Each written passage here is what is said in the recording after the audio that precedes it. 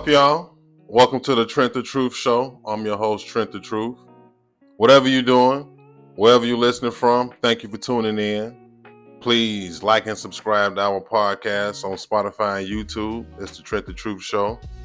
And go ahead and give us a follow on social media. It's Trent the Truth on Instagram, TikTok, wherever you search. Real quick, today's episode is brought to you by Pest to Rest Solutions. Do you have pests that you need to get rid of? Have they stayed past their welcome? If so, Pest to Rest Solutions can solve the problem. We put pests to rest.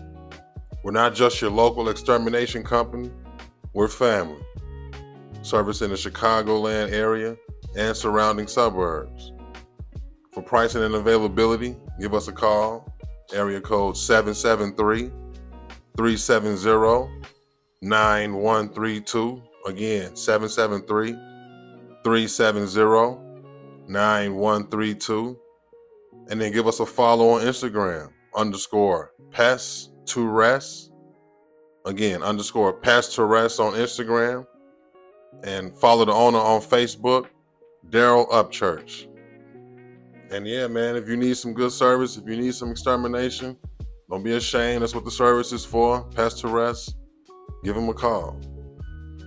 And like I always tell people, man, if you want to advertise a business, you want to sponsor an episode, if you got any questions, comments, anything you want me to address, feel free to hit me up. Email me at TrentTheTruthShow@gmail.com. Again, that's TrentTheTruthShow@gmail.com. If you want to donate, you want to donate to the cause. My Cash App is Trent the Truth 88. Make sure you put that $ up there. Trent the Truth 88. And we're always grateful for anything you send in, anything you email us, whatever you want to do. We always just glad and grateful that you're engaging with the Trent the Truth Show. We love that. So without further ado, we got a guest today. Yeah, we got a guest. And when we got guests on the Trent the Truth Show, we do things slightly different. So, we freestyling today. Joining us today, we got Miss Moochie. Hello, everyone. Yeah, go on and say, hey, introduce yourself. My name is Moochie, formerly known as Ashley, or sometimes known as Ashley.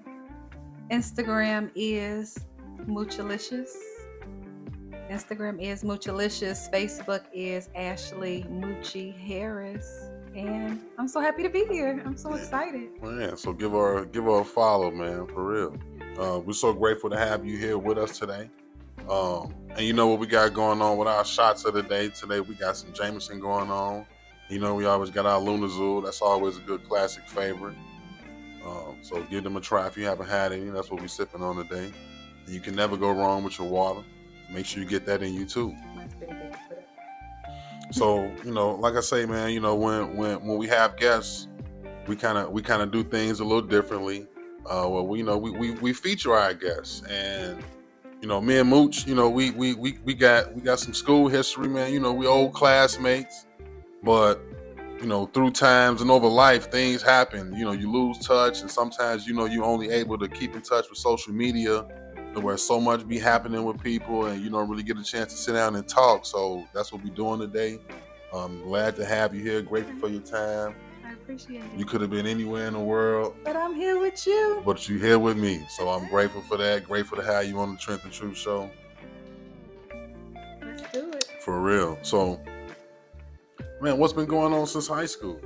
Like, for real, that's really like since used to get me in trouble in class a lot. Never could do such a thing. For real. I could never get anyone in trouble. So what's been going on with you?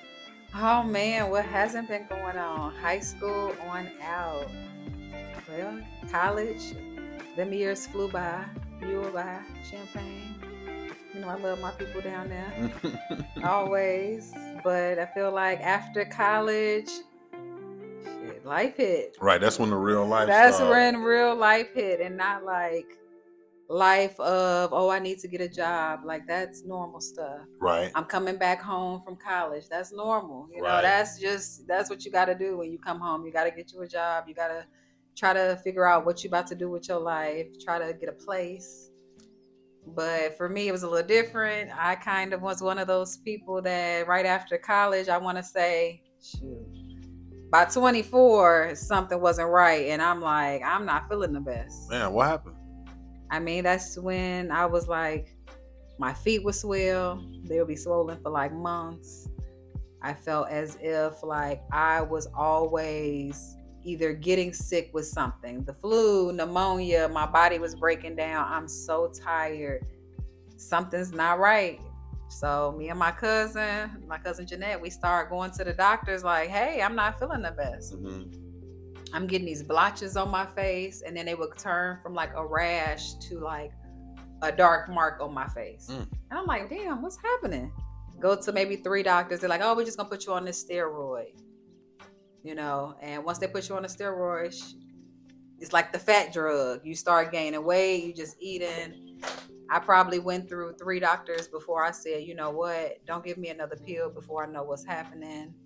And then I got this Indian man who worked for Advocate, and he's like, within 10 minutes you have lupus.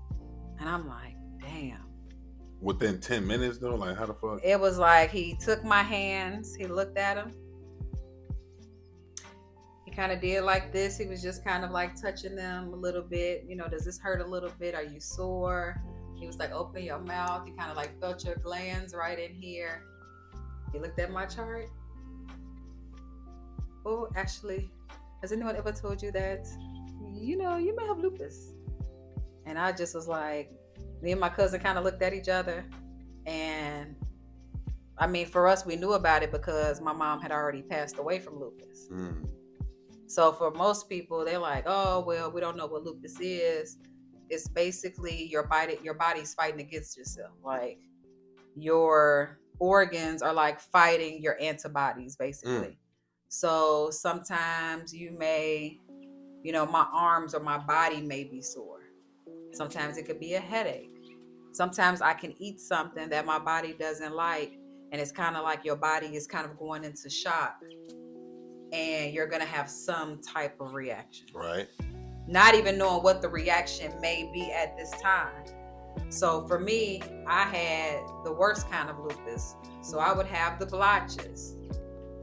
I remember one time I was like coughing up blood clots. So it was like, okay, this isn't normal. And I'm in my 20s. I'm trying to still have fun with my friends. And no, you can't do that. You gotta like, hey, I'm not feeling well with lupus. You gotta immediately go take care of that. Right. I'm still like, no, ain't nobody about to go to the doctor. That's not what we finna do. Who wants to be in the hospital? I'm not trying to stay there that long. And then the longer you wait, the worse you get. I mean, and then it just kept getting worse to the point where by 26, I probably spent more time in the hospital than out the hospital. Damn. Like I was in there. Yeah, my friends would know. A month here, come home for a week, go for 2 weeks, come back, go back for a month. Like it was literally, it was a lot of going back and forth. By 28, I'm on dialysis. Whoa. Life changed. You changing everything. And I know that's scary. Yeah, you don't want to tell people because people judge, and not only do they judge, they give you sympathy, and they feel bad for you. Right. And then you feel worse for yourself. Right. Because it's not like, oh, well, tell me about it. I had some friends, they would send, hey, have you ever tried to eat this? Have you tried this tea? They would give me things that I felt were helpful. And then you had some people you talk to, it was, damn, that's fucked up. I don't know what I would do. They can't help you. I don't know what I can do, Right. And then they like, okay, well, let's go out. And then you trying to kick it, but you on medication. You shouldn't be drinking. You shouldn't be. No, you can't do that. So now I'm on dialysis. It's 28. I'm 28.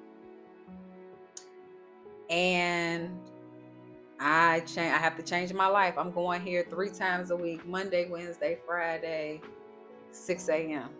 And what year is this? 20, 28, what's this? 20? If we still 35 right now. If we 35 right now and we in 2025, so what's this, 2010? Right. 20, yeah. When was that? About 2016? Yeah, 2016 would be technically, like 2010 we graduated college. 2012 is when I didn't feel the best. 2014 is when I really was like, okay, something's not right. Yeah, 2016. That's when I'm like sick. But I didn't start dialysis in 2016. That's when I was in and out the doctor, because 6 years out. Oh no, that may be right. 2016 May. Okay.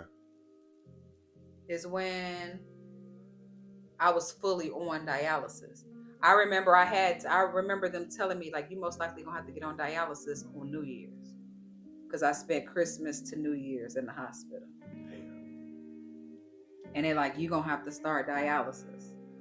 And they put this little tube in me, and that's originally how they would do the dialysis. I was in the hospital, they would plug me up, they would take your blood out, they would put it through this little machine, and then they would put it back in, and they were like, okay, go about your day. But now your body is like, what just happened? Right. I'm drained. I don't feel good. I have a headache. And then you have your friends that's like, oh, well, let's go to lunch. And you try to pick yourself up. You trying to hang. But you feel fucking horrible. Damn. And you still go, you still support these people. But then you start thinking back like, wait a minute. I was in the hospital for a minute. Like, I don't remember seeing them in the hospital. Where were you? Right. You know, like, what happened? And then it got to the point where it was just like, you know what, let's just disappear for a while. You may see me for a second online, but like in person, I wasn't really running into people. Wow. I didn't want to have that conversation. You see me normal, a size 6'8". You see me when I'm sick, I'm a size 2. Right. So I'm bones. And then I got darker, like maybe 2 or 3 shades darker with my skin. And now you got to explain yourself every time you see somebody. Right. They ask you those questions that you got to repeat that you already don't want to deal with. Right. But it took family, it took prayers, it took the elders that were on dialysis to talk to you like, you're not supposed to be here. I'm one of the youngest. It's me and it's one other girl that was in their 20s. These people are 55 plus. These are grandparents. Wow. They live lives, and my life is just like at a standstill for a minute. Well, you weren't really sure which way it was going to go. I didn't know which way it was going to go. Not only did I not know which way it was going to go, you had to think about even traveling. Technically, you only getting 2 days off of a dialysis. You go one day, you get a rest day. You go one day, you get a rest day. Then by Friday, you get 2 rest days. So if I was going out of town, it's like, oh, I'm only going for a weekend, or I got to chance it and not go to dialysis for a day. Now I'm out, and I'm having alcohol, but this may be basically all I'm drinking for the day. I was only able to drink 36 ounces of fluid a day. Whatever it was. Whatever, and that includes your fruit, that includes your soup. That all is considered like fluids that you're adding onto your body because your kidneys aren't working. If your kidneys aren't working, you're not flushing out those toxins, aka you're not peeing. You're not doing that anymore. So a lot of people, when they're on dialysis, they do not pee. Right. You know, I was lucky where I still had certain percentage of my kidney working. So I still would go to the bathroom, but some people only had 18 ounces of fluids a day. A water bottle is 16.9. This is for your day of your fluids. So you're in there chewing ice, freezing fruit. You got to come up with all kind of ways to budget out. Where you're still not. And then I would cramp in my legs so bad that you would see the Charlie horse happening. Wow. I was so skinny, but I was dehydrated, so I would get a lot of Charlie horses. You can see it coming up my foot to my leg. like as the Charlie horse was going. Were they explaining that whole process to you, or you just? No, they just explain to you. They give you a pamphlet, and in this pamphlet is like, do not eat. And that's it. That's basically it. We want you to stay in between. When you come in, they weigh you before you get there. They weigh you before you leave. They give you a base rate where you're supposed to stay at. Whether it's, hey, you came in at 165. Is this your normal weight? Okay, you're at 165. When you come in tomorrow, you may be at 165.4. Mm-hmm. That 0.4 is what they're going to take off of you. Mm-hmm. Once you get over 0.4, it's a little risky because now we're taking a lot of fluid off of you. Right. And you really going to feel it. So for me, it's like I'm out of town. I'm watching what I'm drinking, if I'm drinking, or I'm freezing I'm putting so much ice in it that in the end I would just drink the little bit of juice, and then after that I would just chew on ice. And my friends just like, oh damn, you always got some ice. But I'm not about to explain that again. Like, oh well, I gotta chew ice because right. I'm only supposed to have this amount of fluids, and then you're talking to people. And maybe 15% really gives a fuck. Like, enough where they're actually comprehending, listening to what you're saying about your illness and taking that in and being like, damn. And really caring. And really caring about what's going on. Right. So it made me more hesitant on who I speak with. Right. Or who I'm opening myself up with, because everybody else, they're going to give you like a canned response. Like, oh, well, I'm sorry to hear that. Call me if you need me. Right. You know, one of those, I'm always here. I'm always a call away. Take my number down. Everybody down to kick it, but ain't nobody offering to take you to dialysis. No, I drove pick myself. You up. And that's what's sad. So at any part of it, I know you were saying your mom passed from lupus. Mm-hmm. Did you think that maybe you would go the same way, or was there any moments during that you thought like, this will be it? That hasn't left. Damn. I mean, that is forever a thought, a day, or something. I mean, my mom passed when I was 12. Okay.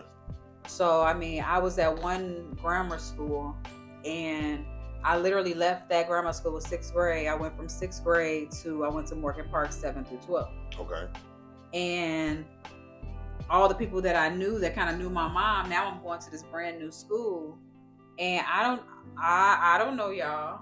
And who wants to go to school and talk about the fact that your mom's dead? Right.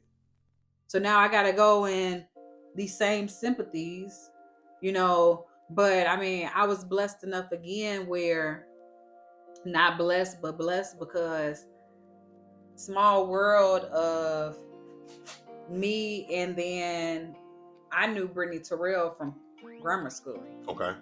You know, just so happened that. Shouts to B Joy. You know, our moms passed around same timing. Okay. So when we got to Morgan Park, it was kind of we were going to like a therapy class. Like everybody else would go to gym, we would go to this therapy class, and we kind of like had like a therapist that you kind of like talk to. Right. But just having another person kind of understands like your life is not the same. You know, now it's a blessing, but it's a curse because we're older now. Mm-hmm. And people are losing their parents. And if it's to sickness, that's all they remember of their parents. Right. It's like all the good memories are kind of erased a little bit, but now you saw your parent like this for 3 years, but what about the other 35 years you had that was great? Exactly. I was blessed where I never really saw my mom sick, or I don't have any memories of that. Okay. You know, my family kept me away from that. I had a best friend, Big Ashley, who stayed across the street. Love her. Her family, I would go over there a lot. And that was why my mom was leaving to go to dialysis, or I lived with my grandmother in Florida for a year when I was younger. Like, I don't have memories of like seeing her. Sometimes I can think back about me being sick, like, oh damn, she didn't feel good that day. Right. But is that my memory of my person? No. I have great memories, and it's like, damn, that's kind of a blessing for me. I feel bad when parents passed away at an older age, and that's all you're remembering. Right, that's all they have, right? Just the sick part. Yeah, like I don't have that. But yeah, my dad will say, you kind of grew up at 13. And not in a like sexual way, but in a mentality, like I was kind of taking care of things. When my mom passed away, I didn't move in with my dad. I moved in with my grandmother. Okay. That's a big difference to move in with like your church grandmother, who if you leave out after 9 o'clock, like these whole hours. She think and we like, nah, we're not even on that. We going to a party, right. like we just going to see a movie, grandma. No, it wasn't. It was a lifestyle change. Randy know you was on bullshit. Yeah, so to be 12 and your mom passed away, and then you're 12, your mom is 39. Right. I'm only 37. Right. So, like my cousins and them, they know that shit be every birthday for the past since 25. I've low-key probably went out of town. Right. Like I'm celebrating, I'm having a game night, I'm having a something. There is going to be a celebration anytime I get a fucking chance. You're not wasting time. Oh man, because that's always going to be on your mind. I have lupus, she had lupus. You know what I'm saying? Like I got lupus from her having lupus. So yeah, sometimes that's on your mind, but I got to have faith. I got to believe. I got to know that this isn't the end all be all, because I thought that was on dialysis. Right. And clearly something else happened that my life changed. I went from being on one hospital to, we got to work a little hard. I went out of town to Milwaukee to try to get on the transplant list. They treated me like shit. Like, are you sure you want to even be here? You got this weird, your blood type is O positive, but it's really, you had so many antibodies that you need to be on the national list. So I literally went to this hospital and they put me on the national list for the kidney transplant, which means I was on everybody's list, not just the state. Right. Came back to Chicago. I'm like, oh, this hospital not treating me right. Let me try Rush.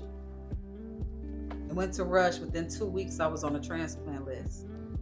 Within a month, I had got a kidney transplant. Okay. My last hospital, I was on that list for over 3 years and never heard a word from them.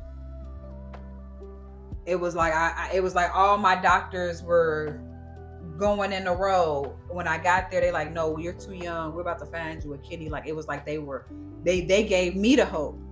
I remember the first time they called, I was at a party with my friends and they're like, I think I got a kidney for you. And I kind of told everyone, and we all so excited. I'm like, yeah, I'm about to head to the hospital. Not a match. Antibodies didn't match. Heartbroken. Right. Not only am I heartbroken, I don't even know what I am. I'm hurt and I feel embarrassed that now I have to tell these people that I was at a party with that I'm actually not getting a kidney transplant. Right, they waiting to hear some good news. And I'm like, you know what? Actually, now you got to get the pity again. So look, let me ask you this though: was the whole process and the hospitals that you was able to get service at, was all of that sped up, and was all of that possible because of the type of insurance you had, or? I don't think so. I mean, I had Medicare, Medicaid. Okay. I was blessed enough to get disability because I could not work. Okay. So that gave me the Medicaid, which is kind of like the elders. Because I know. Don't get it twisted. I still was that person who had to go wait in the line for the food stamps and try to get insurance. I remember going to CVS to pick up my medication, and they're like, did they tell you how much this was going to cost? And I'm like, no. They were like, oh, well, your bill is about $2,200 for this medication. Excuse me, $22? No, your bill is about $2,200 right. for this medication. And me calling my family that next morning, I remember getting up at 5 a.m. to go sit in the office in the line. I probably got out of there at 4:00 p.m. And they're like, oh, we put a rush on everything. You know, you gave the disability letter and everything of that sort.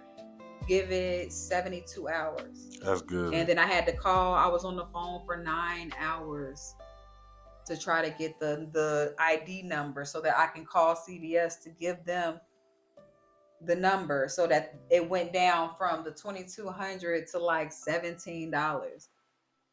But I remember being on the phone, literally getting off dialysis, calling while I was at dialysis, made it so I got all the way home. I was on the phone 9 hours waiting for someone to answer the phone. Damn.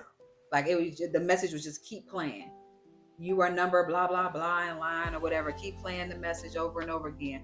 I'm like, hey, I went to the office. They said that I should get approved.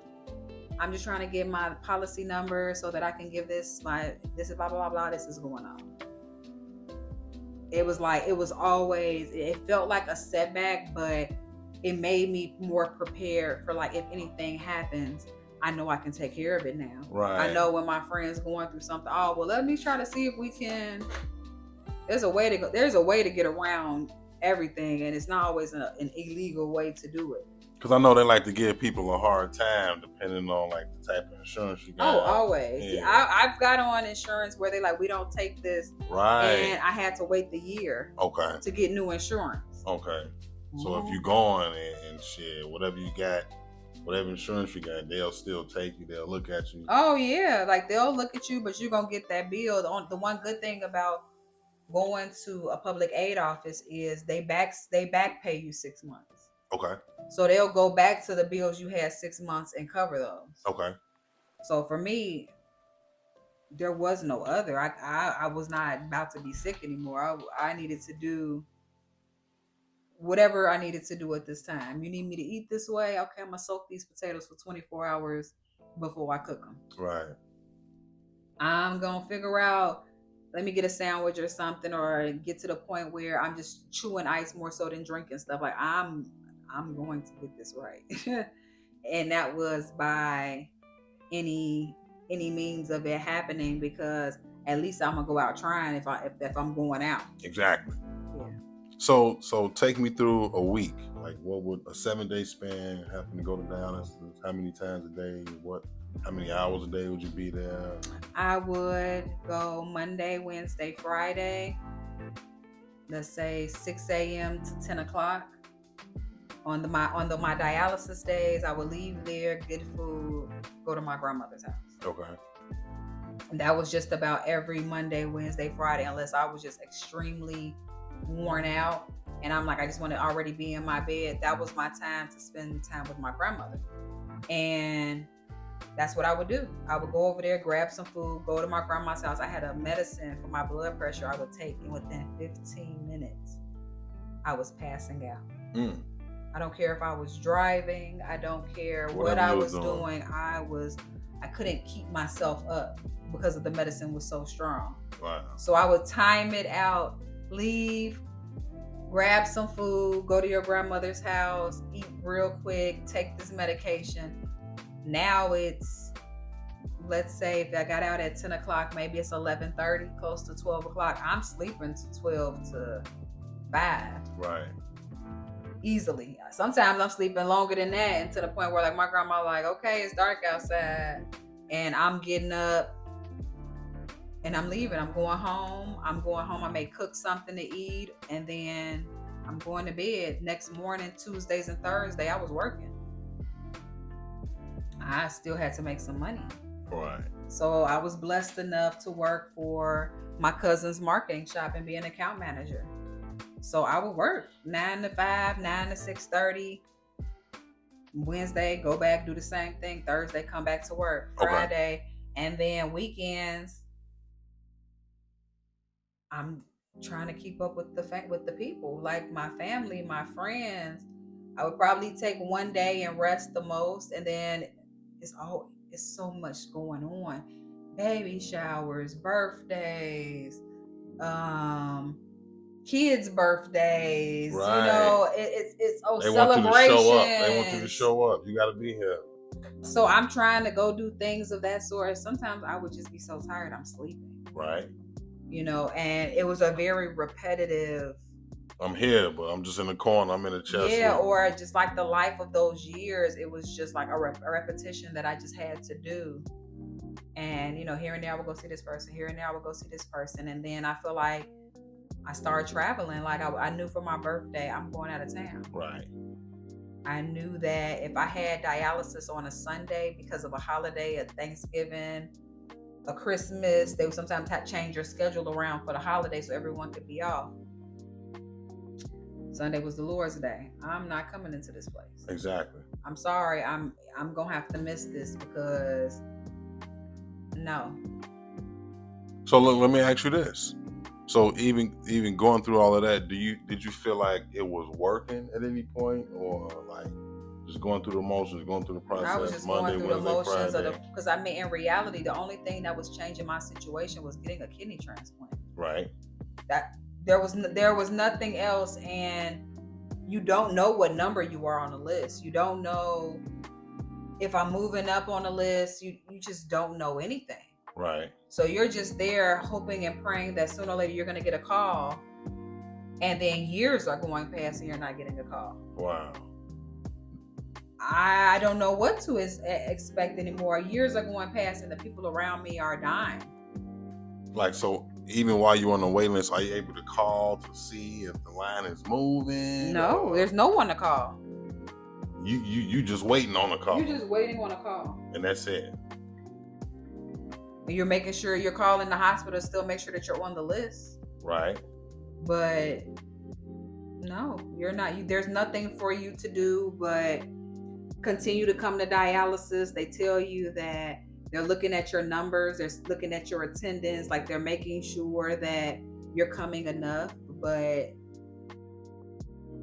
for me, for my 5 years before my 6th year, I didn't hear anything. And how is all of this making you feel personally, like inside as a person? How is this affecting your personal life? Like, were you dating? Like, what was going on with all of that? Like, how did that? I originally started dialysis with a boyfriend, and I took a lot of shit because I was sick.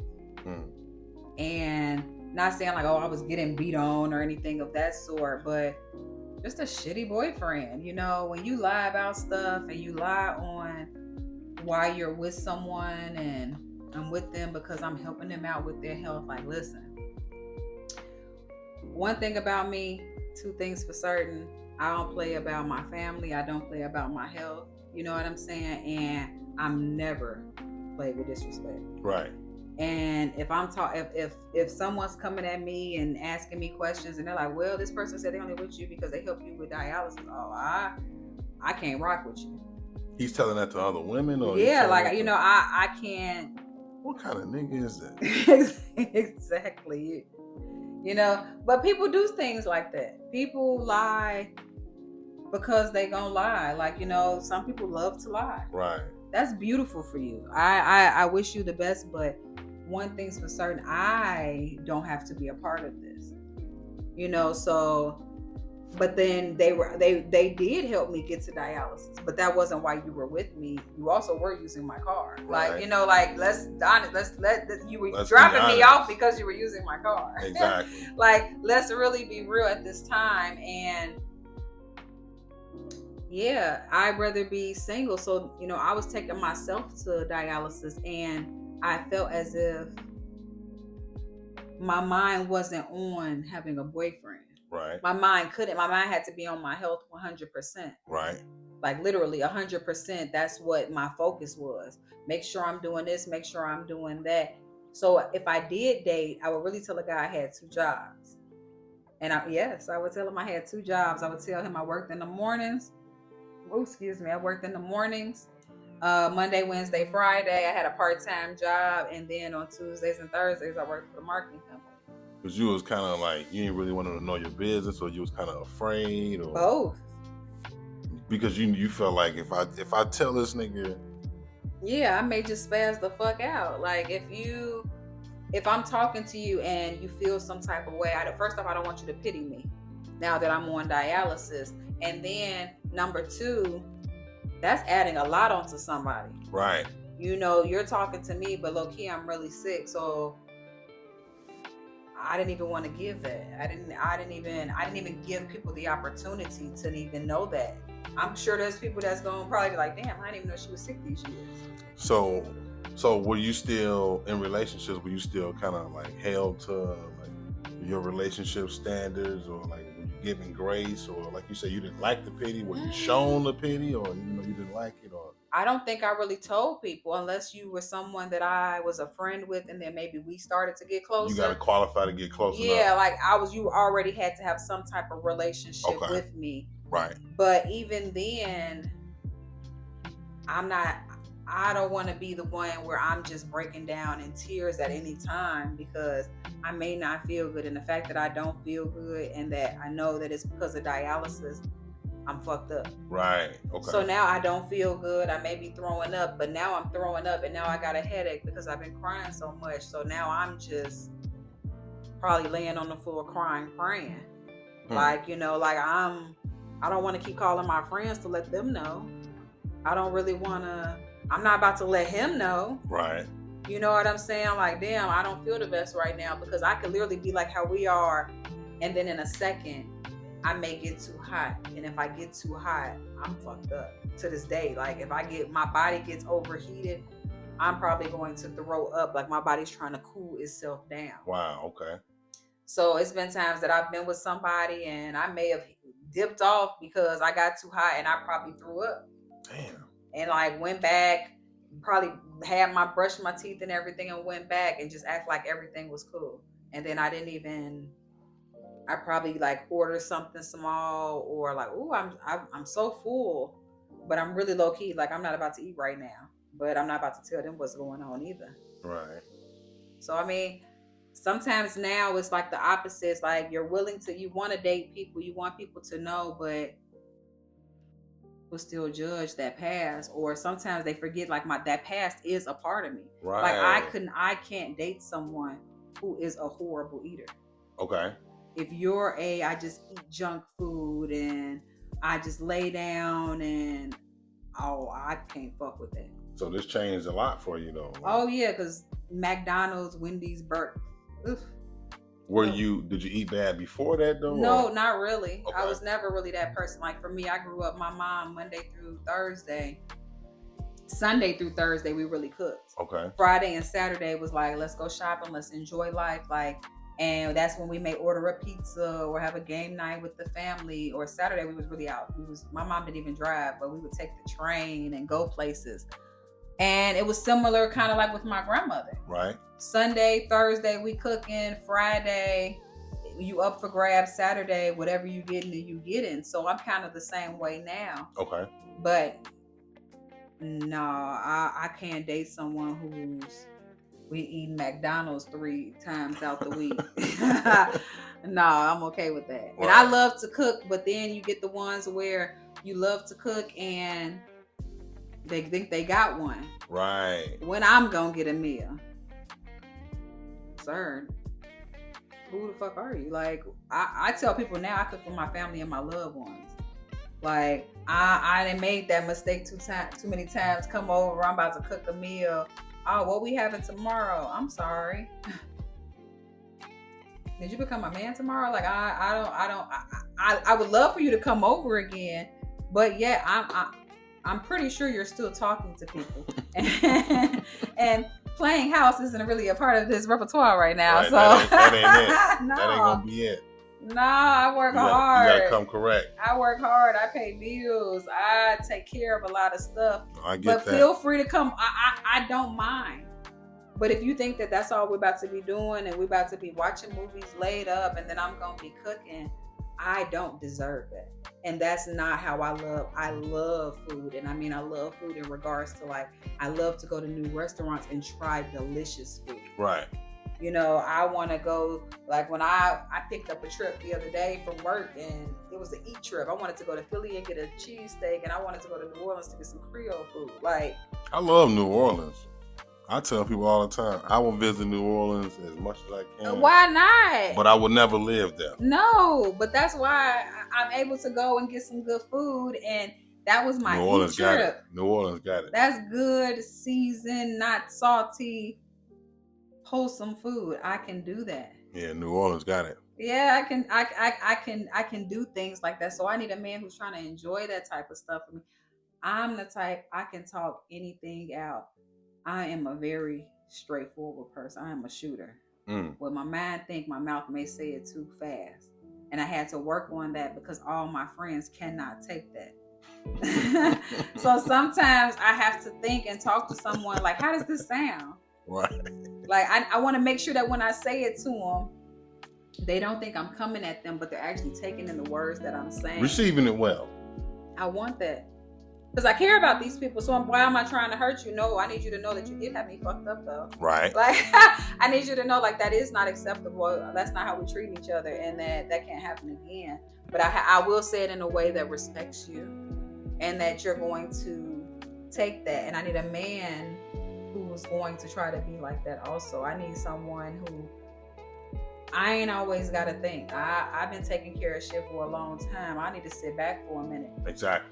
Like, I can take care of, what do you need help with? I got that for you. But let me breathe for a minute. Like, let me just relax and you going to take care of the rest. It's my turn now. It's my turn. Because right now, if I leave here and I say, hey, I want this to eat, guess what? I'm going to get. I'm going to get that. I am. Was it?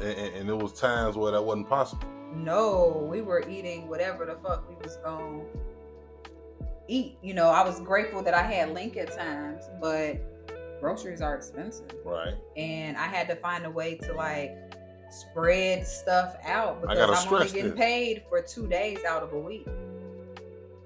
If we forgetting gas, you gotta survive off 2 days, everything.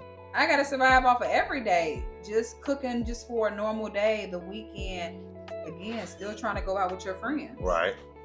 So I'm still trying to enjoy life, but I'm really not, you know, at times I'm selling Link to the family, like to have some extra money, giving rides to people. Like I was hustling to make sure that I could just enjoy the little things of life that I wanted to enjoy. Right. And that's not for everyone. But if I'm gonna be with someone, I at least need to be with someone that at times, like if I come home, hey, I got it tonight. I'm worn out right now. Because majority of the time, I love cooking. So I'm gonna have the meal You're ready. Gonna do your part and anyway. I love. You're gonna do your part anyway. Okay? I love people who love each other. I love when I see couples that they rocking with each other. You know, I rock with my people, my friends, my families, people that if I see them in the street, they know like give me a hug. Right. Where you been? I haven't seen you since. Like I love genuine people, and I love when I can be that way with them, especially because they've known me for so long. Like ain't shit changed. It ain't one-sided with you. No, it's that's a good thing. It's a whole person that's that you're gonna get in every you rarely aspect hear that. of it. When I went to my family house for the 4th, I hadn't been around because of flight attendant training in life, and I literally went around the whole get together and gave all hugs. Like, you know, I have to see them. I love the young ones. I love them. Hey, baby girl, like what's going on? Like I thrive off of that. Spread that love. Yeah, I thrive off of it because what y'all doing? You know, if money thrive in you and that's what you built off of, you're not the one for me. Right. Because I've been broke before. I didn't have money before. I could do bad by myself. Yeah, and if I had money before and that shit don't make you happy either, you've been broke before and been the happiest times of your life. Facts. And I have great men in my life who showed me the way of you can still be a woman, but you ain't got to beg for shit because guess what? You got your own. Like that's kind of how they are. Facts. But when I'm with them, they show me so much love that I have it there. That's like, oh, here you go. Like I love it, but I can keep it if it's not worthy. Right. And I'd rather do that than to be out here about to. Sometimes I tell people at work when people are acting crazy, I'll just look at my hand. I'm like, which one hurt more? You smack the shit out of somebody with the inside or if it's the backhand. I'm like, I just be wanting to know. I'm gotta like, go backhand. You think backhand hurt You get more? you no. Well, you gotta go backhand. Yeah, they'll but you know, feel sometimes that. if I get the wind up under me, that I need them fingers to stick to your face. To Like, see that backhand, they feeling that knuckle action too. Yes, but it's like I don't need someone who brings me there. Right. I don't want to be there. Niggas will take you there. I don't want to bring you there. I'm gonna stop it before it get there, and I don't need someone that's gonna try to like push you to that. Oh, I want to be so mad at you. Right. I don't know. That ain't the goal. That's not the goal for me. That's not the people around me. That's not what I'm thriving for. If you're trying to bring good energy, if you're trying to enjoy life, you know, it's like, hey, I'm here, but I'm at a place in my life where I would love to have a man. I would love to be married. But damn, I'm happy. Like, you know what I'm saying? Like, I'm single and goddamn, I'm happy. Like, I got friends in relationships that ain't happy right now. Like, I'm happy. Like, I have no complaints with what's going on. When I come home, I'm grateful that I flew and I got to go to Utah and I had to go here. And then I come home and I'm blessed my dad will watch my dog and I have some laughs with him. And then my little dog just be so fucking happy to see you. Right. You know, and then I get to go to the kitchen and my refrigerator is stocked up and I'm like, what should I cook today? Like, oh my God, I don't know. Like, it's so small for me. And then being with my friends and we laugh and we may go out and we just laugh all fucking night.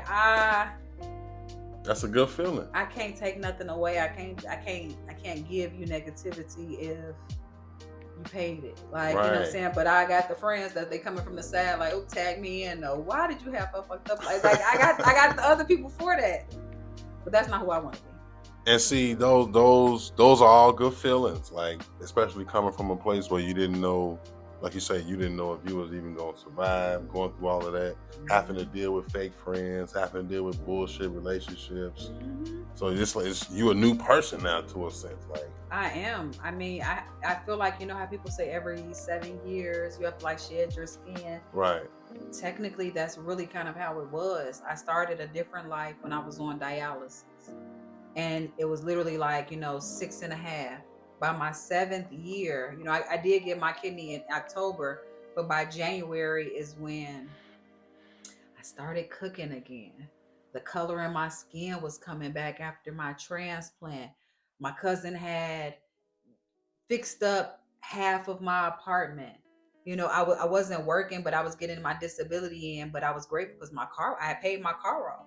So the big payment that was coming out, I was able to have that extra money and I would take that car payment and buy the stuff for the house. That's good. And I turned into like a baby. Like, I would just cry because I was so grateful. Like to have somebody in your life that's a family member that you weren't close with. Right. And not because it was an issue, but y'all, I'm 30s, you're 50s. And they come in and they're so genuine. And they come home from doing construction you can't even eat really. They're making you chicken noodle soup. Right. They're making you, I think I ate like noodles where he would make his own broth for maybe 5 days because it was so easy to like take down. What do you have to taste for, cousin? I kind of just want my fruit. He would buy me a fruit platter, or go and buy pineapples and watermelons and like cut them up. Like, I was so blessed to have him. I saw him more than I saw my dad, and my dad lived on the first floor and I'm on the 3rd floor. Wow. But it was harder for my dad to see me like that because he was around when my mom passed. So for him, he's looking at something. It's almost like he's gonna relive this again. He is. Right. But yet, I'm your daughter and I'm fucked up right now. I need you here. I'm on the 3rd floor of an apartment and I'm kind of stuck in this house or I'm going to the doctor. Right. So to have a blessing of someone you wasn't even thinking you wanted in your apartment, and they come around and they treat you like a sister. Right. And they cook every day. Mm-hmm. I'm an amazing cook. Cook every day for you. When you crying, hey, you got this. Like, I never knew I needed that. And to have it, and so when I finally got better, I'm like, oh, I got to do anything I need for him when he needed. So I started cooking. I called her my girlfriend from Dialysis. She bought me a stool. I would sit in front of the oven because I couldn't fully stand up yet. And I would just try these different meals. And I was cooking everything. I'm taking the inside out the garlic bread and putting the lasagna inside. I'm like, hey, I'm about to make this stuffed salmon dish. Oh, you know what? Let me make the chicken breast like Ruth Chris. Like I am cooking every day as I can. All of that. All of this because I feel like you going to work, you coming home from work, you working on my apartment. I can't do much right now, but I have to give back in some way, shape, or form for being so grateful to you, for you allowing yourself to be there for me. And I'm at home for 4 months. I can count on one hand the amount of family members I saw, and I probably only saw them once. Right. I remember writing a letter saying, like writing in my journal, like when you bounce back, you're going to have to let a lot of motherfuckers know how you felt during this time. And having to sit down and tell my friends, where were you? Like where were you at during this time? If I'm turning 30, that's real. How did I not spend my birthday or see you or something of that real. sort? I understand like life is happening. We have kids and stuff. I'm not asking you to buy me a Louis Vuitton purse. You could have came over with blankets and pajamas and said, we having a pajama night. Let's watch movies. Right. And I had to explain this to them. Like I go out for every fucking person that I believe in. Whatever it is. And I'm always there for you. Where the fuck were you at for these 4 months that I was at home by myself? Right. With me and my cousin. How did I not see you more? And I would have never treated you like that. Right. And I had to take my step back. Do I love y'all? Yes, but I would never have done you like that. But I needed that time because during that time I became stronger as a person, and I learned how to talk to people in an effective way and not feel bad for telling them how I felt. For a long time I felt bad about it, but now I'm gonna feel bad about it, and you can cry. And yeah, you should be crying. Actually, you should be crying because I wouldn't have done that to you. Do you know how I felt during that time where I could barely move and you were not there? Right. And we was there for the link ups. And I'm on Instagram and I see your ass kicking it, but I'm not getting a text. Or if I am getting a text, still, why have you not showed up? Right. Why do family members come downstairs and you come to see my daddy, but you haven't walked upstairs to see his daughter? How is that possible? That's tough. You know, so it made me start feeling like, damn, what did I do? Am I undeserving of having people be there for you? No, that's not the truth at all. In reality, people sometimes are shitty. And on top of that, I don't know how you grew up. I don't know what you were taught. Some people do not know better. No, they don't. They just truly Hell no, they don't. do not know better. So let me tell you, as a friend, you should be there for someone. If you feel something inside of you that says, hey, something's not right with them, because I pay attention to mine. You have to. Ask them. Because every time something big happens, that's when somebody want to be like, you know what? Last time I was around her, it kind of seemed as if, you know, she was a little quiet. Like she was a little, I'm the one like, what's wrong with you? What's up? Like we need to go talk for a minute. Like what's happening right now? Because I feel your emotions. I can feel what's coming from you because I've been there. I've had all those emotions before. Right. So excuse me. If anything, I'm there. So tell me, and they will. Usually, I'm 95% time when I feel that way. Something is not right with my friends. Something is not right with my cousins.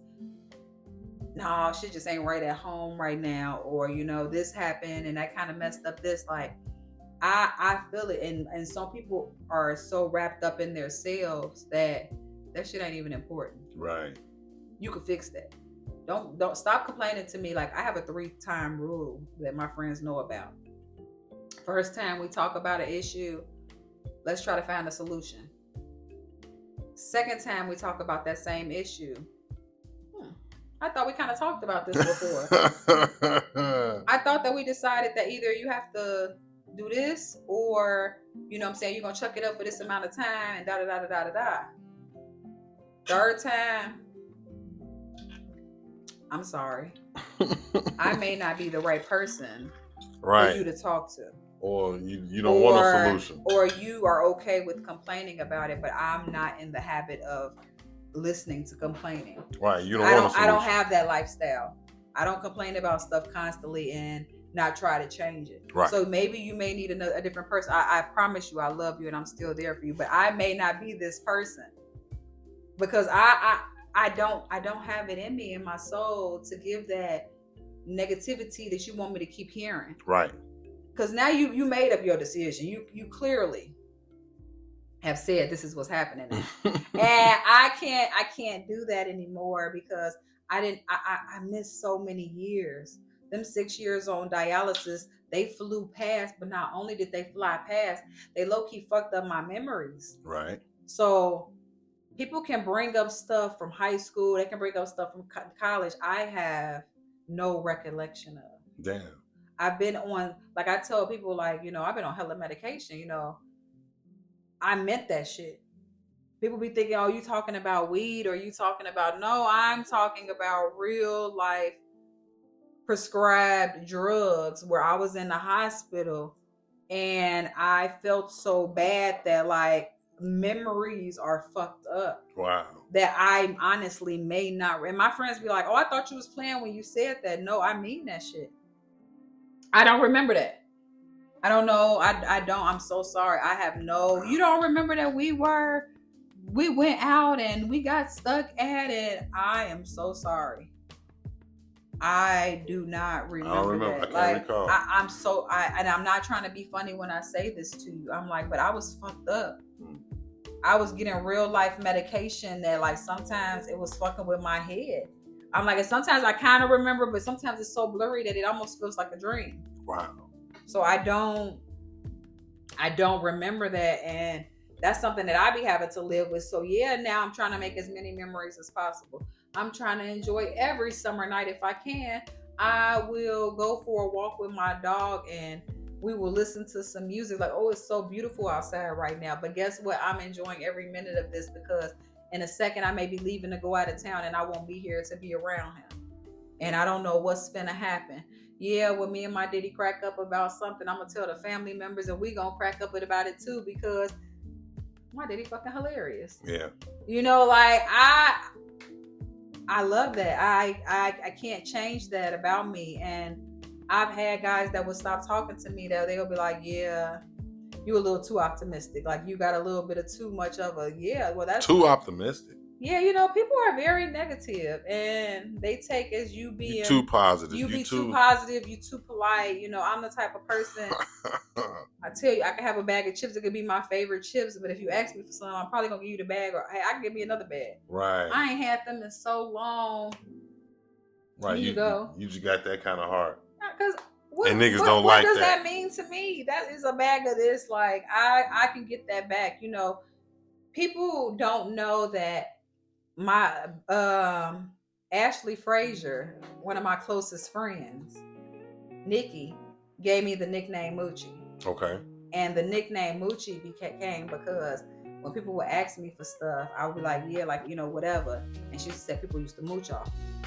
Oh, wow. And this is in high school. This is probably freshman year, 8th grade, maybe 8th grade, freshman year. And she like, I'm about to start calling your ass a moochie because niggas be coming up to you asking you for $5, and if you got it, you probably gonna give it to them. Hard to go. I never knew that. Even if that was like your last $5, I'm like, shit, I got food at home. Like, it's cool. Like, you know what I'm saying? If they don't pay it back, it's whatever. I never knew that. That's where the nickname came, and then I thought that it was going to leave. So it was like Nikki called me Moochie. Right after Nikki called me Moochie, Kay called me Moochie, Christina Mayman. Like, you know what I'm saying? These are my best friends, high school. Right. From then on out, Majestics called me Moochie. You know what I'm saying? Because we danced with the band. From there on out, like band members, 7th and 8th grade, now high school. Now that's the name. Now you think you're going to U of I, you thinking that shit changed, but then there's enough people from Morgan Park going to U of I. Who's Ashley? Sometimes people will ask me, like, who is that? Or, you know what, Mooch, what's your real name? Like, they low-key do not know that. I can be out, and if I know what I'm with my friends and they say Ashley, they are never talking to me. high school, if someone said Ashley, there's no way, because in high school you was Ashley Ian, Ashley whoever. G. Right. It was 200 Ashley. Yeah, it was. But I knew there was only one Moochie. Only one Mooch. That's it. Only one Mooch. Only one Mooch. That's it. So after that, now it's my friends' kids. Hey, Titi Moochie. Like now that's the name of who people, they can call me. Now it's actually a privilege for you to even know who the fuck Ashley is. Right. Like that's really what people fail to realize. Like if you truly know Ashley, then you were there when I was sick.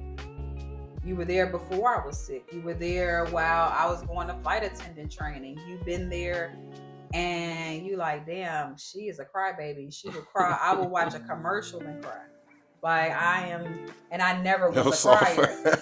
Yes, like I was never a crying person. But now it's like I talk about stuff and I be around so many people. It's like, damn, I didn't think I was gonna be here. How can y'all not how can that not make people, you know what I'm saying? Like here I go again. Like how can that not make people so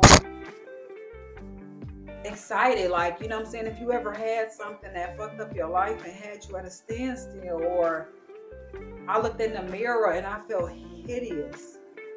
You know what I'm saying? Like that took time. Like I'm still there. Like I can look in the mirror and what people see and who I see are not the same person. I've been every size from a 2 to a 18. And to see yourself at so many different levels and weights, you don't know how to cope with the person. Right. When I was on dialysis, I'm a 2'4", so I'm small, but I know I'm small. But that's the image of of myself that I see. Right. And then I get a kidney transplant, and I'm like an 8'10". So immediately you feel fat as fuck. Was that what was the time span from going to that, from that 2'4" to 18? 6 months. Okay. No. Just time. by doing nothing. Just by doing nothing. Just by eating normal food again, because on dialysis you had so many food restrictions. Right. I'm able to eat again. I'm able to drink water and not count how much water I'm drinking. Right. And I'm on a small dosage of a steroid, but I'm still on a steroid. Okay. So that's always gonna have me extra like water weight on my body. Okay. So I wasn't used to seeing that. So I was fucked up.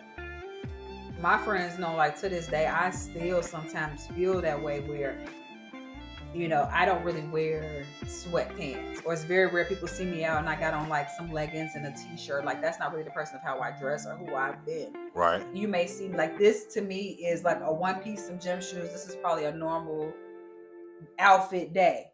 And they're like, oh, that's just who you are as a person. Right. Yeah, because I'm always going to try to, first off, not just be my best self, but I need to do this to pump myself up sometimes. Exactly. Sometimes if I'm going to feel ugly, no, you need to go get your hair done. No, you need to go and get your eyebrows and nails and just put that little extra into it so that I can feel pretty for myself. Definitely. And when you take all this away, I still need to feel pretty for myself. And I don't want to look in the mirror and be like, oh, damn, I don't feel that way. And I still feel that way. And I have friends that I can call like, girl, what you see and we see ain't the same. And I'm like, yeah, but I'm fucked up in the inside because you ain't believe it. How do I know which version is the real version? How do I know? Like, I know when I was extra small, I wasn't supposed to be that small. I know when I was extra big, I wasn't supposed to be that big. But how do you find the balance of like getting that love back of, I know this is who I'm supposed to be. And no matter what version that I'm giving, I feel pretty. Right. And that's where we're trying to be in life right now. Like, I don't care what version of me this is. I love this version. And like, that's my prayers. Like, that's something that me and my friends will write down our goals. We'll go to the beach. We'll burn our manifestations, and you can't dwell on them. You can't talk about him anymore. You can't complain about him. You gave him up to your higher being, your God. You gave it up to him. And that's what you're doing right now. No more complaining. And I try to do that as much as possible because it makes me feel better. But it also makes me feel like I'm having faith in myself that I'm about to accomplish this. And that's what I'm about to get. And I'm not saying I'm accomplishing it by myself. Right. I'm saying that guess what? It's going to happen. And I'm about to work it off. And if I work hard enough, that shit's going to happen with that higher being that's inside me. That's what I'm talking about. Yeah, You're going after a new life right now. Oh, always. That's what it's about. Always. It's a reinvention. It's like a renaissance. Like, yeah. I'm getting a chance. I'm getting a second chance. I'm taking all chances. Right. That's really what it's about. People are so scared to take a chance and fail, but fail. Right. Like, it's all right, you failed at it, but guess what? I tried. Exactly. And I'm going to keep doing that up until I'm not supposed to do that anymore. Exactly. And that's what people are getting. That's the version of me for now. Okay. And I'm going to keep giving that version. My friends know I can have a conversation with them mid-conversation. As they're telling me something negative that's happening in their mind, I will start praying. Lord, take these thoughts away from her as she thinks that this is happening. Give her the strength, give her the power, let her know that I will immediately, in Jesus' name, amen. And I will pray right then and there. And they'll be like, amen. I'm like, I just had to say that right now. I hope it gave you a little bit of peace. It made you feel better, but we gave it up to God. Let's not think about that no more. Next subject. Right. Right then and there. Because complaining makes you feel worse. That's true. Dwelling on an issue makes you feel worse. That's true. So me dwelling on something that all that's about to do is bring stress in my life, and stress is gonna kill me. Stress is number one killer for lupus people or people in general. Your mind is constantly thinking about something over and over again to something in your body is going to react to that. Your mind says shooting out these flares to your body. Now your back hurt. Now you don't know why your elbow's starting to hurt. Now you don't know why this is happening. But in reality, that stress is just traveling through your body and it's fucking you up. Because like you say, your body fighting itself. It's fighting itself. Wow. But that goes for me and that goes for other people. If you constantly are thinking about this over and over and over again, now you got a little sick throat. Where am I getting sick from? You're fucking up yourself, low key. Like, ain't nobody make you sick. You've been stressing so much that your body is reacting. Right. And now your feet are swelling up. Now you're starting to notice, like, damn, I'm getting a little darker. I've really been eating horribly lately. Like, you start noticing these things, and it's all happened because that stress took you down. And I didn't had enough things take me down or make me feel bad to the point where now I can't allow that anymore. Right. And if I'm going to be this person, I have to 100% believe in I have a bigger will. I have a bigger power in this world. Right. For myself. Like, fuck everybody else and what they think. I got to do this for myself. Right. Like, that is what's happening right now. And every day is happening. Every day, I talk to someone, or I've been seeing a lot of people just lately, just random people. Just be out and I'll be like, damn. I ain't seen you in years. Like, I haven't seen this person since, and it be nothing but such a pure love. Do you remember when? Girl, yes, I actually do remember. Like, I don't remember a lot of stuff, but I remember that, like, I am enjoying the re-identifying and finding out who Ashley Simone Harris is.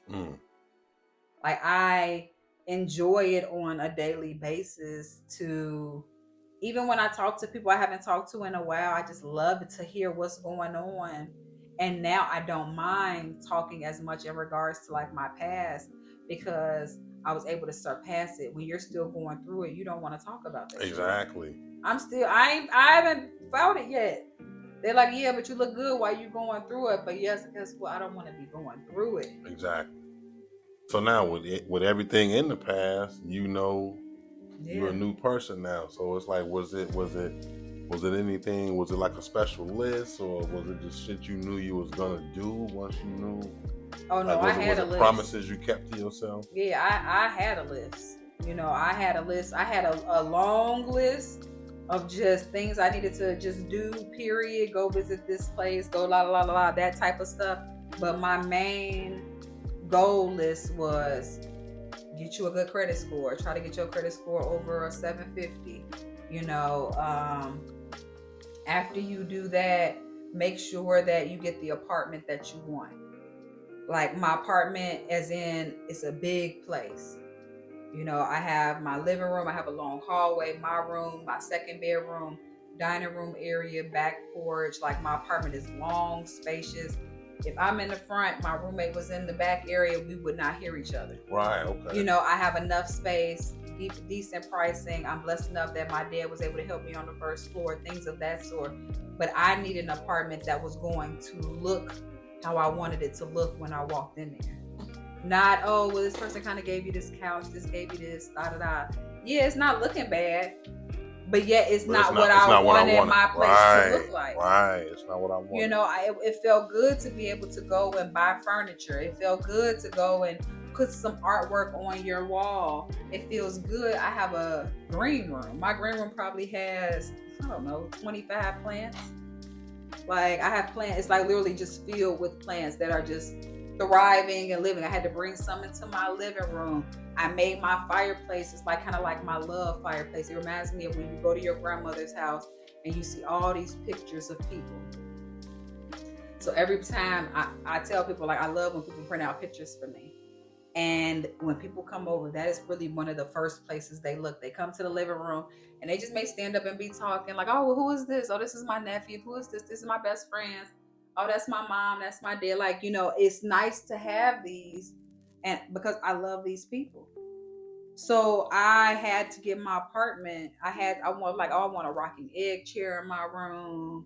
I'm like, I want this canopy bed. I want this. I want my tub to be redone because it's a clawfoot tub. I want a bar. I want the rack hanging from over the stove. Like, I just had all these ideas, and I was blessed that my cousin stayed there and he made them all come true. And I was able to go to the store to pick the colors out. I was able to say, get this type of towel and do this for my apartment, and it was my style now. Right. So it wasn't no just take what I'm gonna give you kind of. No, it was like, oh, I love being at home. And I do love being at home. So like now I love being at home and I enjoy being in my space. Right. Then it was like, I'll get the car that you want. Now I had my Honda CR-V that was paid off, but that's not really like, the car that you want. That ain't where I'm going. That's not what I want, but I got it. It's paid, it's mine, it's a 2016. Like, that's my baby who got me from dialysis. But that's not what I want. I wanted a Jeep Wrangler. So guess what I was getting? I was getting my Jeep Wrangler. Like, I'm getting this car. And then last was travel the world. See places you've never seen. And I didn't put no ifs, ands, or hows, or what's, and da-da-da-da-da. But God blessed to put flight attendant in the mix.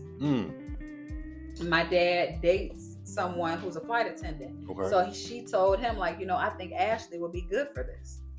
And she told me when the portal was opening up. I applied. I was one of those people that was online all day. Went to go take my interview in Dallas. Came back. Classes got canceled. They're getting these bad planes from this company, and they canceling all classes. 2025 come. They send another email. Hey, are you still interested? I think I caught the email a week later because it went to my spam. So when I finally saw it, it was like, oh, you need to be coming in town to Dallas again within these next 6 days. And literally went out of town, came back, drug test. That day after that, I was going out of the country to Jamaica. So it was like I had 48 hours to get all this stuff done. Okay. Now training is a month in Dallas. I just got a new dog. My dog is 4 or 5 months old, and I'm going to training in Dallas for a month. And not this is an easy. Oh, no, that shit was draining mentally, physically, spiritually. I would have to be on the shuttle in the morning by 3:45 a.m. What I mean by 3:45, I mean doors closing, taking off. If you were not in class and they took attendance, you got sent home. Damn. No ifs, ands, buts about it. You have to be on time. You have to do this. And then you're in class if I got on the bus at 3:45, I'm not getting back to the hotel again until 3 p.m. Right. When you may come in at 3:45, by 4:15, they will have a timer on test time. You get a minute to go get you some food. By 4:15, the first test may be started.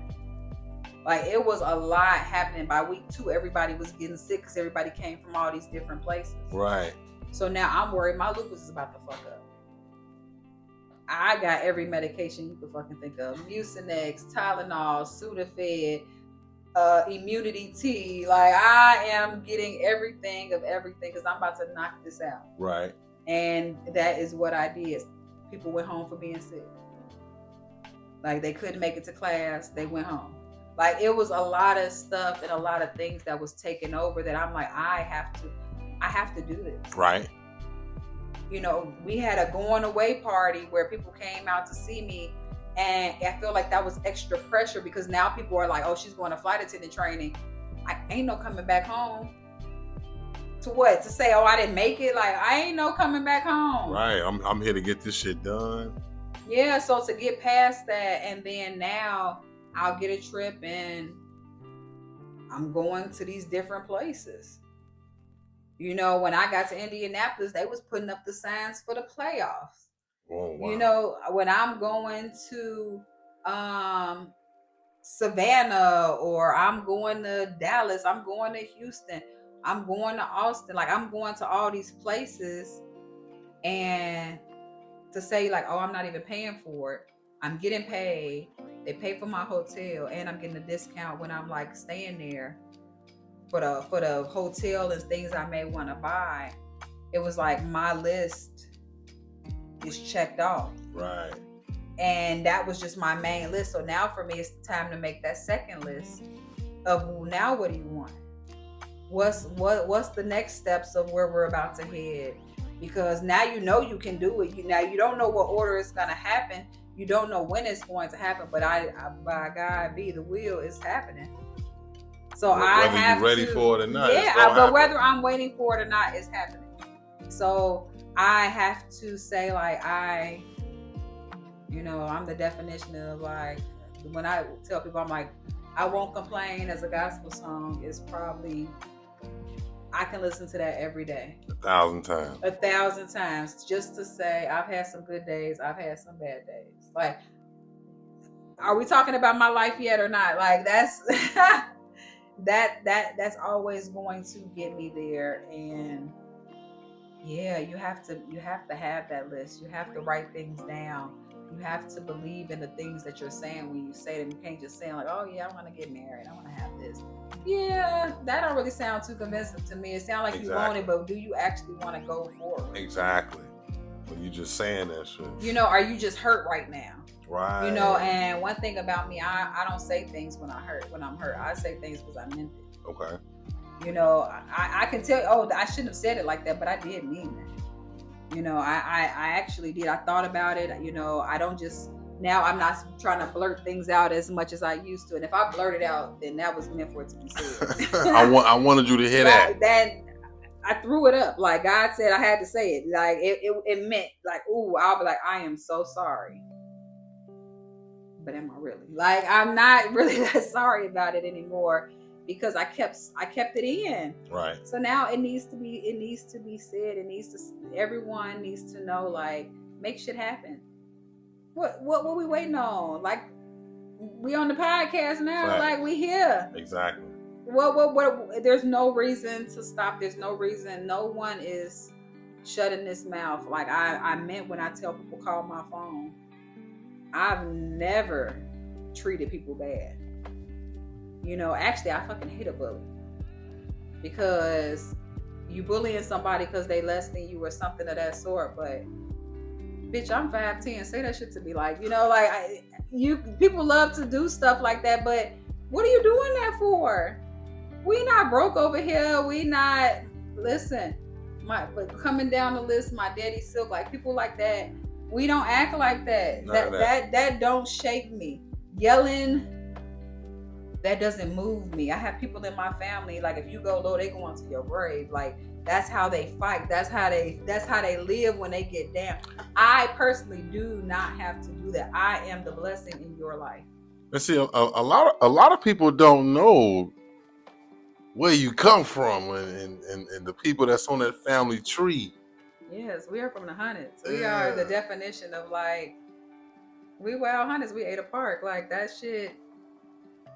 We don't play them games over there. Right. I don't know how it is now, but we grew up in the hood. Right. And Ada Park, we used to have roots. We would have the picnics. Everybody AU teams. Like that's where you were supposed to be at during the times of growing up. For real. We was doing the double dutch. People was in the pool.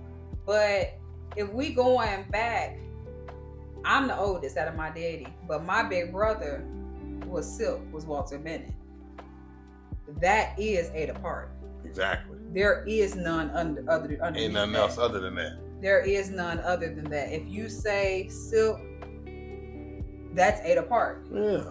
Everyone that is in that area knows who that is. To me, I was like little sis, and my cousin Melissa, that's little sis. Like we are cousins, but we are family. We are brother and sister. Yeah. No, I get that. If he got out of jail, he's at my grandma's house. We're all staying there. He asking me for money. I'm asking for the ride. No, I mean, I knew Silk. Silk was the man. Like, man, I remember I was in like maybe 7th, 8th grade back in 2001, 2002. Silk was one of the first ones in the hood to come through in a Crossfire. Yeah.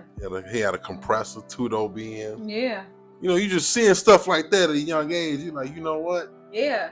But on top of that, that was a cool, sweet, genuine, nice. Right, he funny. was cool. You said what's up? He got out the car. He shook hands. Yeah, he was smiling. cool. You know, niggas act like they can't smile no more. Like that's who I knew. Yeah, that's a person that went outside, even if it was a white tee and a fresh pair of ones. We going outside and we gonna look good no matter what. Yeah. Talk real fast. Hey man, I want help. I mean, right now my hair ain't done. Like, you know, like that. We didn't grow up like that. My grandma made sure, you know, you keeping that hair done. You gonna look nice when you leave out of here. What you got on right now? Like me and my family, if we talking to each other, we're very straight to the. What the fuck you got them shoes on? Right. Like, what made you think that was okay? Like, we gonna laugh about it, but some people be like, dang, you didn't have to. No, I had to, because what if he would have went out with us like that? Like, what is we gonna get you together. We gonna get you right. So it's like, to know him was to love him. But I knew the real person. For us in the family, yeah, that was the nice cars and the shoes, but that's the person that's coming to the family because he not trying to be around nobody. People always in your face when you got the nice car and the nice shoes and the smile something. And yeah, people always want to be around. They want a piece of that. When we with the family, we don't care about you. No, we don't care about you. Yeah. You know what I'm saying? Like, I can remember talking to guys and he'd be like, man, I hope you got some money. I hope you got your shit together. Like, you know, this one right here, she don't play that. It's like she take care of business because he may be asking me for some money. Exactly. Like, point be given, I'm probably the one who you asking. My grandma sending me money from my mom. I'm saving my stuff. He may come to me and ask me for something. Damn. Like, we grew up a different way. We grew up that you were supposed to show your family love. Definitely. We grew up in a way where the men took care of business and protected the women in the family. Definitely. That's what they wanted. That's how that old school way. Yeah, like when we were on the block, like now you can't kick it on the block like that. But for Silk, if Silk was outside on the block, oh, people was pulling up. Oh yeah. The block, everybody outside. Me and my friends outside. We kicking it. We outside all long as he outside. We there. I can be outside too. We there. You know what I'm saying? Like that's how the neighborhood was. That's what we liked about the neighborhood. So when people find that out, or for us in the hood, everybody knew that was my family. You know, you little cuz, like, you know what I'm saying? But then it to go from Silk passed away. Now we in the 2000s, and he had a son. now it's we get out of jail, and now we got the world of King Von. Yeah, Silk had a son. And that's not King Von, that's Davon. Right, to you. That's Davon to us. Right. That's not King Von to nobody. We not calling him that shit. Like, fuck, I look like, what's up, King? Like, he probably would laugh at us if we call you no damn King Von. Like, we not doing that. Right. We talking about baby. Don't take pictures. this garbage out. Yeah, we talking about we all leaving out. Him and my little brother, they same age, so we talking about him, his brothers. We talking about shit. It's 7 siblings. Like, we all out. That's not who we cared about. Right. You know, we were happy that you got out. Yeah, you a fast talking rapper, and people are liking you. Right. I mean, it's so what I will say, Von made good music. Yes. He truly told a story. The nigga, I'm talking about his storytelling ability. Yes. You ain't even, and see, you know how Chicago is. Chicago's so segregated, different gangs. Yes. And if you in this gang, then you riding with this gang, this gang's rappers, this gang's music, and any other rappers, they ops, and we don't really listen to them. But the way Von was, it don't matter really who you belong to in the streets. Oh, yeah. You put some Von on. They going He crazy. got to telling them stories and shit. And that's a story that they You got with him. And it was everywhere. It was in the jails. It was out in the streets. Like, we used to feel so good if we was out and we would hear somebody playing it, and they don't even know why. We just look at each other like, you know what I'm saying? We love this. Right. We love him. We love the siblings. Like, that's family. Silk was big on family. Right. We weren't I'm just getting one child. No, he getting all 7 children. Like, what are you talking about? We're all at grandma's house. We all kicking it. Grandma frying some chicken every Sunday, and people couldn't wait for it. Like, this is what she did. This is how we congregated. You know, we would all have family days. If we going out, we all going out. Right. Silk not just taking his kids. If he having the boys, all the boys coming. My brother coming along too. Like, everybody was out. He taking them all on. He taking them all on. Hey, me and Ashley got stuck at River Oaks. We forgot it's the Pace bus. Please come get us. He calling the girl up. Come get them. Right. I need you to go pick my cousin up and take them home. Like, we look out for each other as a family. That's how it's supposed to be. But you tell people, and you either gonna get a fan, or they gonna think you know what I'm saying? Now they think you hood. Right. You know, because you associated with the hood. Right. And, you know, like I tell a lot of people, don't play with me. Cause you don't know who I could call. You don't know, like, you know what I'm saying? I don't play those games. But if I tell the wrong person, they play them games. Like, you know, like I'm not that person. Once I tell this person, I don't know what they gonna do. I don't know, but I don't play, and I love to love, and that's what we about to get it, because we didn't talk like that amongst each other. Right. When we spent time together, we kicking it. Right. Man, I ain't seen you last time you said that or last time you took the, like, it's a different vibe for us. So it was never a situation where Von come around for a holiday or some shit like that or whatever, and maybe during the time you haven't seen him, you've been seeing tabloids, or you get headlines, social media, motherfuckers. So and if we see a tabloid or it don't social even come media, up. Don't give a flying fluke. It don't even come up. Like, yeah, Joe, I heard. Yeah, you want to try? If it came up, we probably done talked about it and called like, oh man, that's some bullshit. But by the time we done got together, no, we don't care about nothing. No. Because I care about the person more than.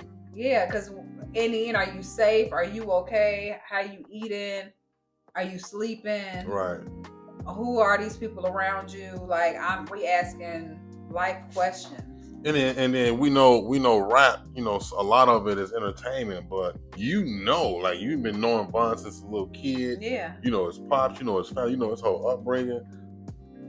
Really wasn't no entertainment And even the King Von that the world knew, like, this shit is really that. Like, this is life.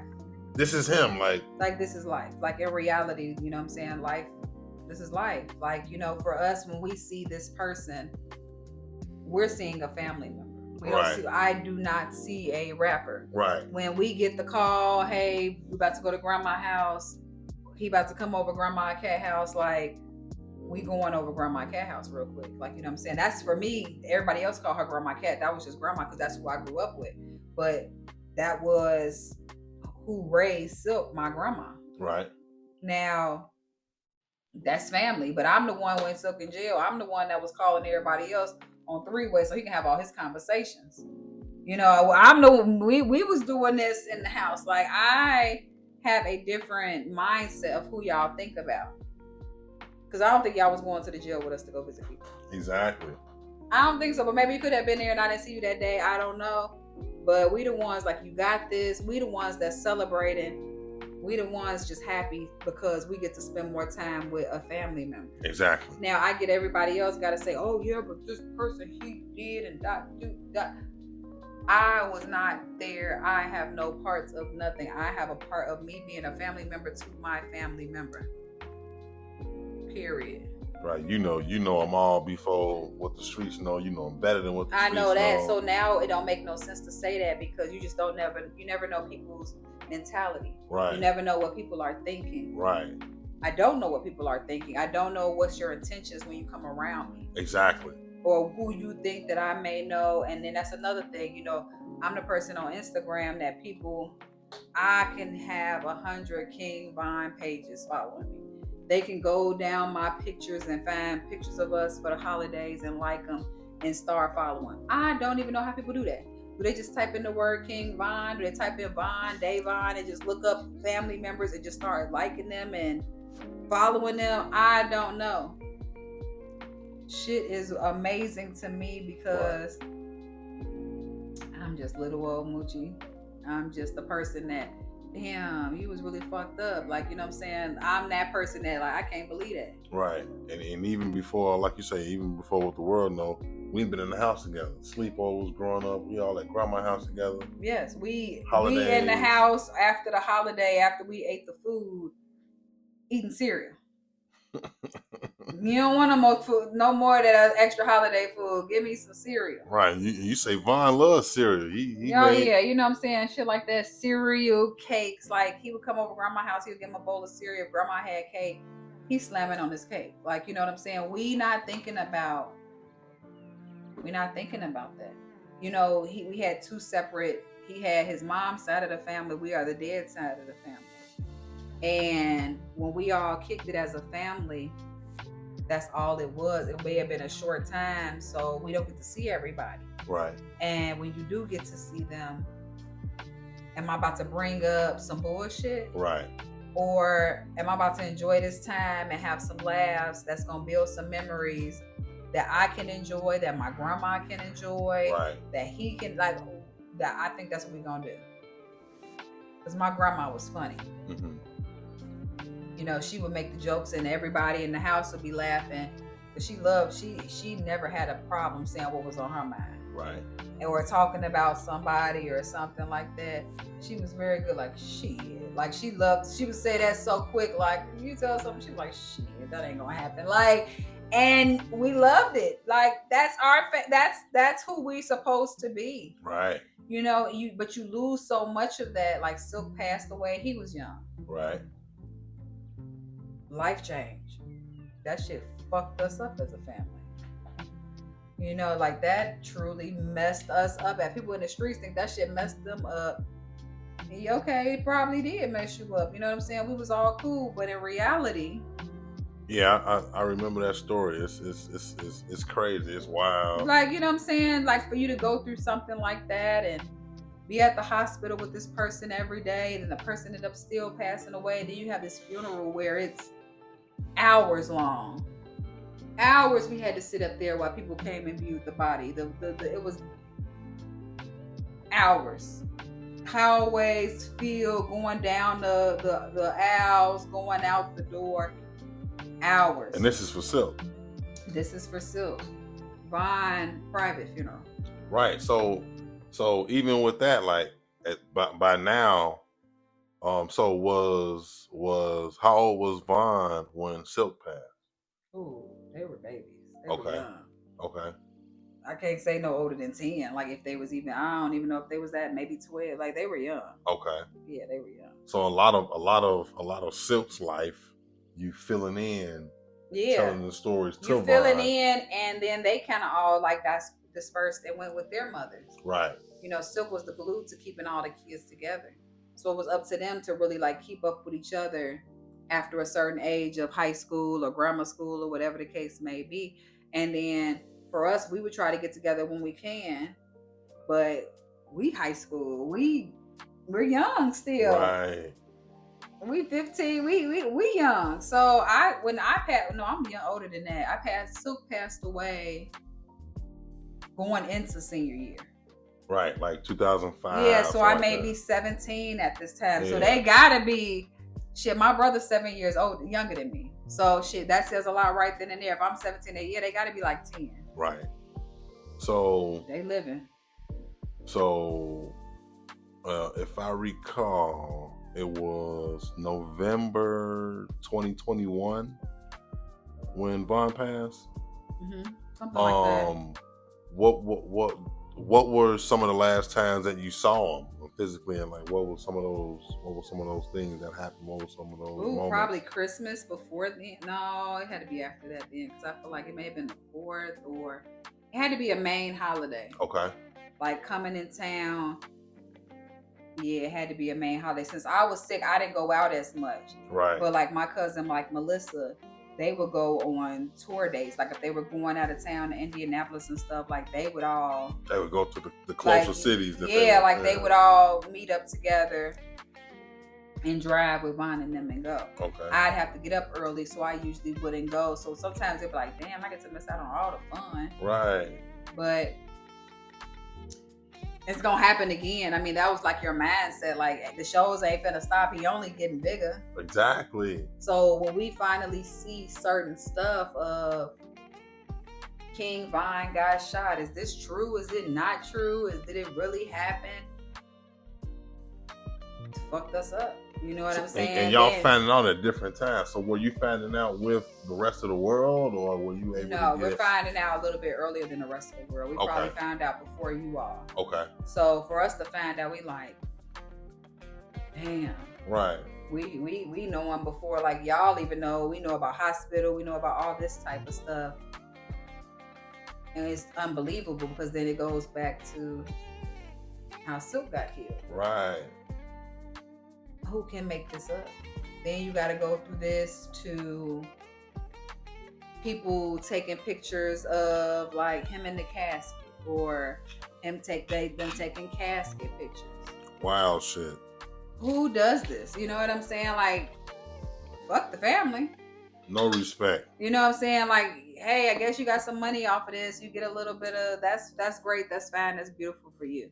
But we didn't need to see that. Right.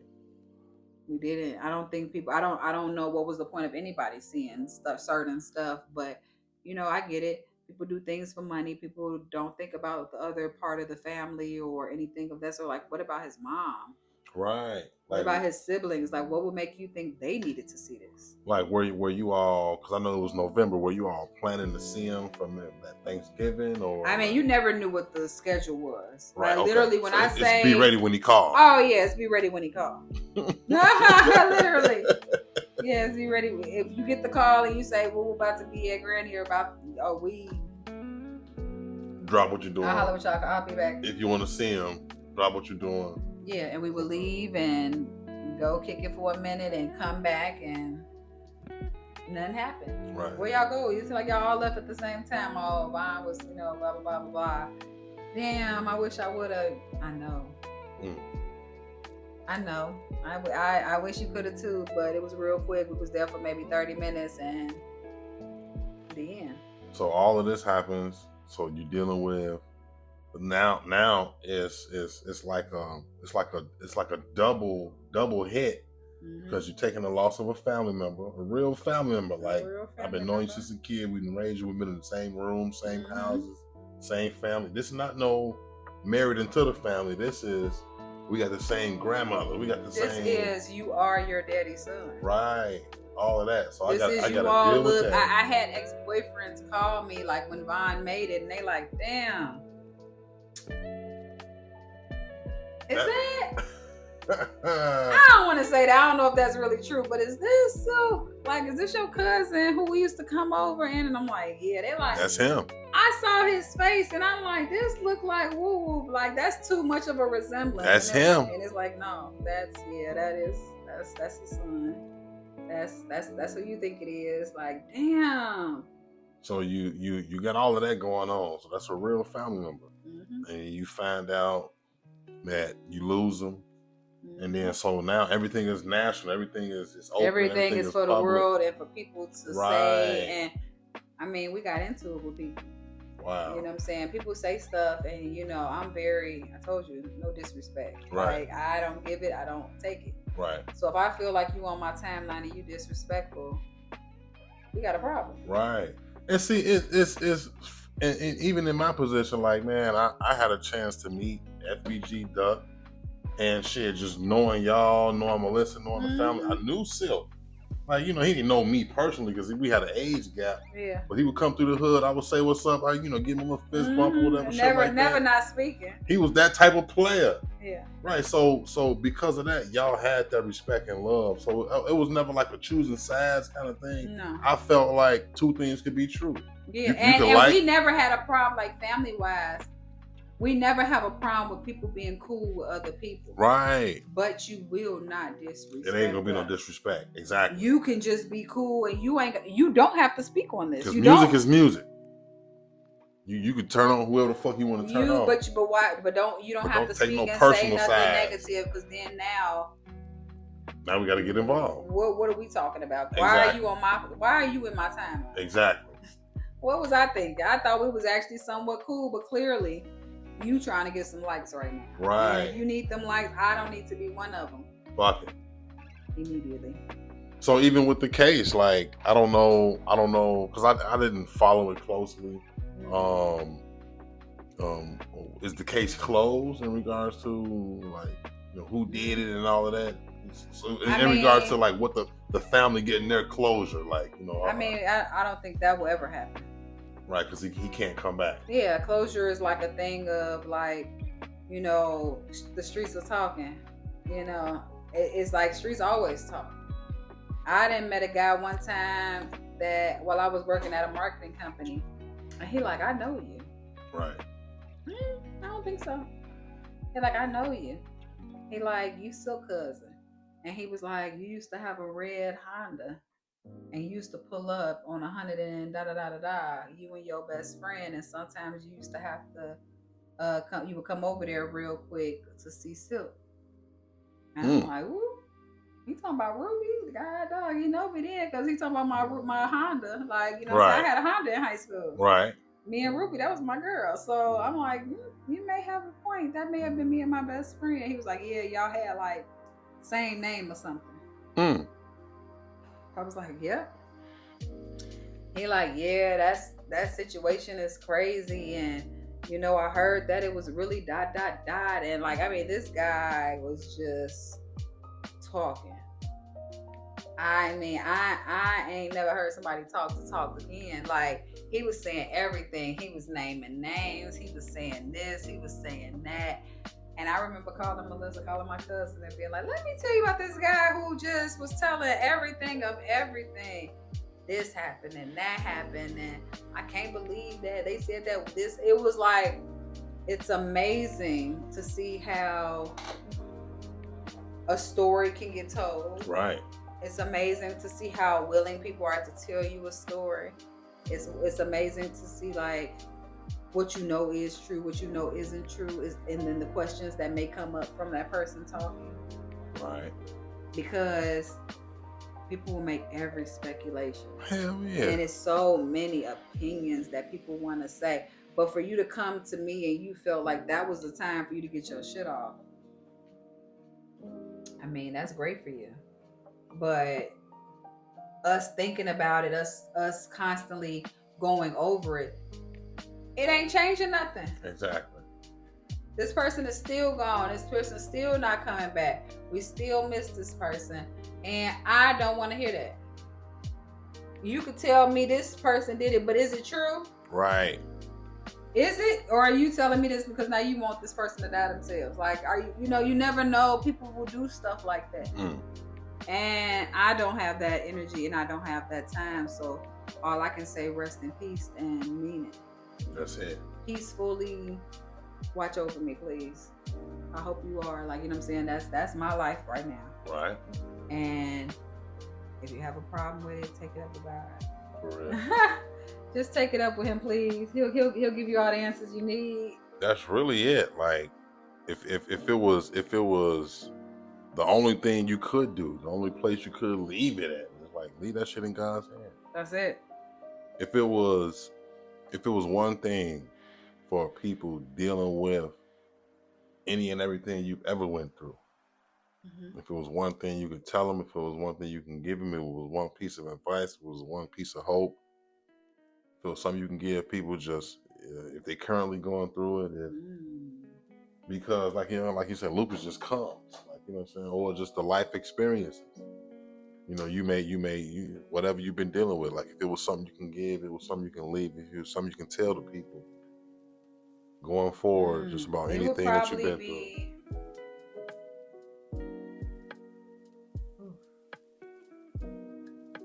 Be genuine to yourself. Be true to the person that you aspire to be. I mean, when I mean that, I mean as in all ways. If you don't like the way that you treat your mom, right? If you don't like the way that your dad treats you, if you don't like how you eat, if you feel like something inside of you, like I'm not right now, there are too many ways and things in the world so that you can change it. And wasting time isn't doing anything. And what I mean by that is I went through a lot. I grew up early and I'm still going through things on a daily basis. But dwelling on it, feeling bad about it, that does nothing. It's pointless. It don't make me feel better. And one thing I can say is the more I'm true to myself and I'm genuine as a person, I have not stopped getting my blessings. Someone could probably treat me horribly right now, and I think I would pray for them. Because I don't know what you're going through right now. But the older I get and the more I talk to people, I realize that the backgrounds and the childhoods that they have shaped them to be weirdos. And I mean, it's just shaped them in a way. I was not shaped like that. I was blessed to have a great mom. Right. Yes, I lost her early. But guess what? In them 12 years, I had an amazing mom. I was blessed to have 2 great grandmothers who raised me after that, and my aunties. Like, you know what I'm saying? One grandma she had 4 girls. One grandma had 4 boys. One grandma was cry about it all you want to. It's okay. It's gonna be all right. You got this. Let them tears. And one grandma was kind of, okay, you can cry about it today, but tomorrow you need to make you a plan and you need to figure out what you're about to do. Right. Like, you have to figure out a plan for yourself because this is not where you want to stay at. And I needed both of those people. Okay. To let me know that it's okay to cry, but also you got to do better. I'm blessed to have, me and my dad weren't close when we were younger. And then when I got older, I had to almost not like put him in his place, but just let him know certain things are not acceptable. Even you will not talk to me with disrespect. I'm not going to be disrespectful towards you, but guess what? You're not going to talk to me. I take care of a lot of stuff, and I haven't asked you for a lot of things in life. Yeah. Like, let's respect this. Like, you know what I'm saying? We had to have tough conversations. Because why didn't I live with you after my mom passed? Like, I needed to get a lot off. Right.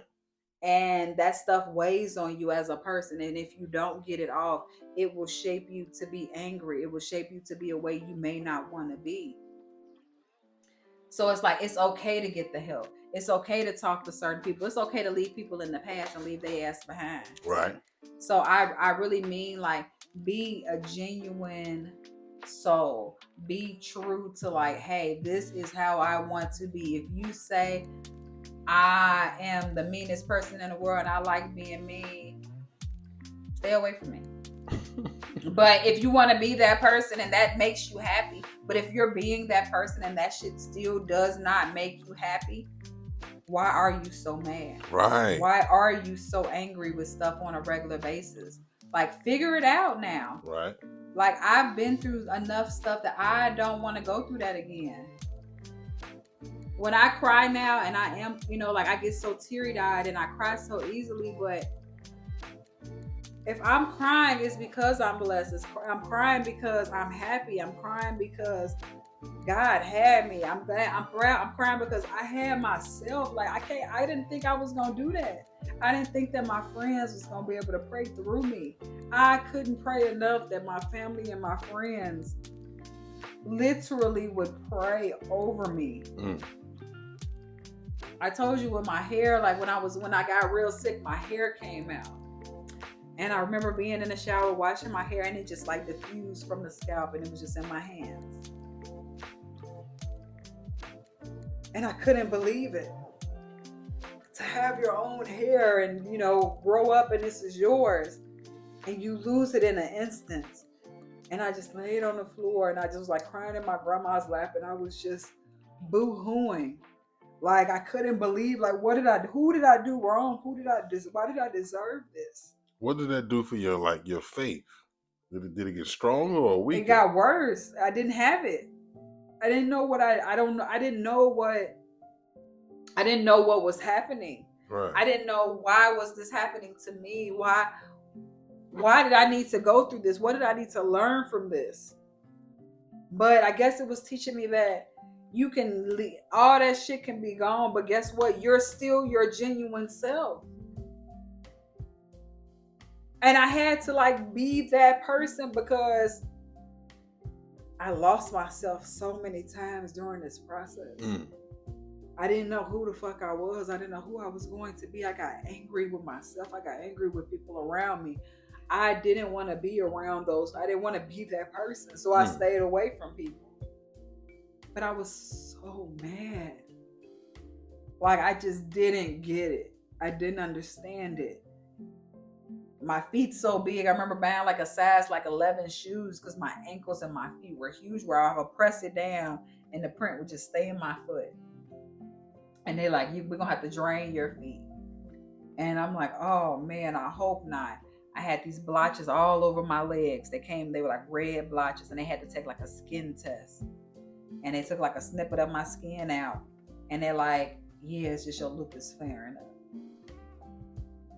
I would be coughing and like, oh my God, something is coming up. I would literally take my fingers and I would pull out a blood clot. Wow. Because my lungs were bleeding from my lupus flaring up.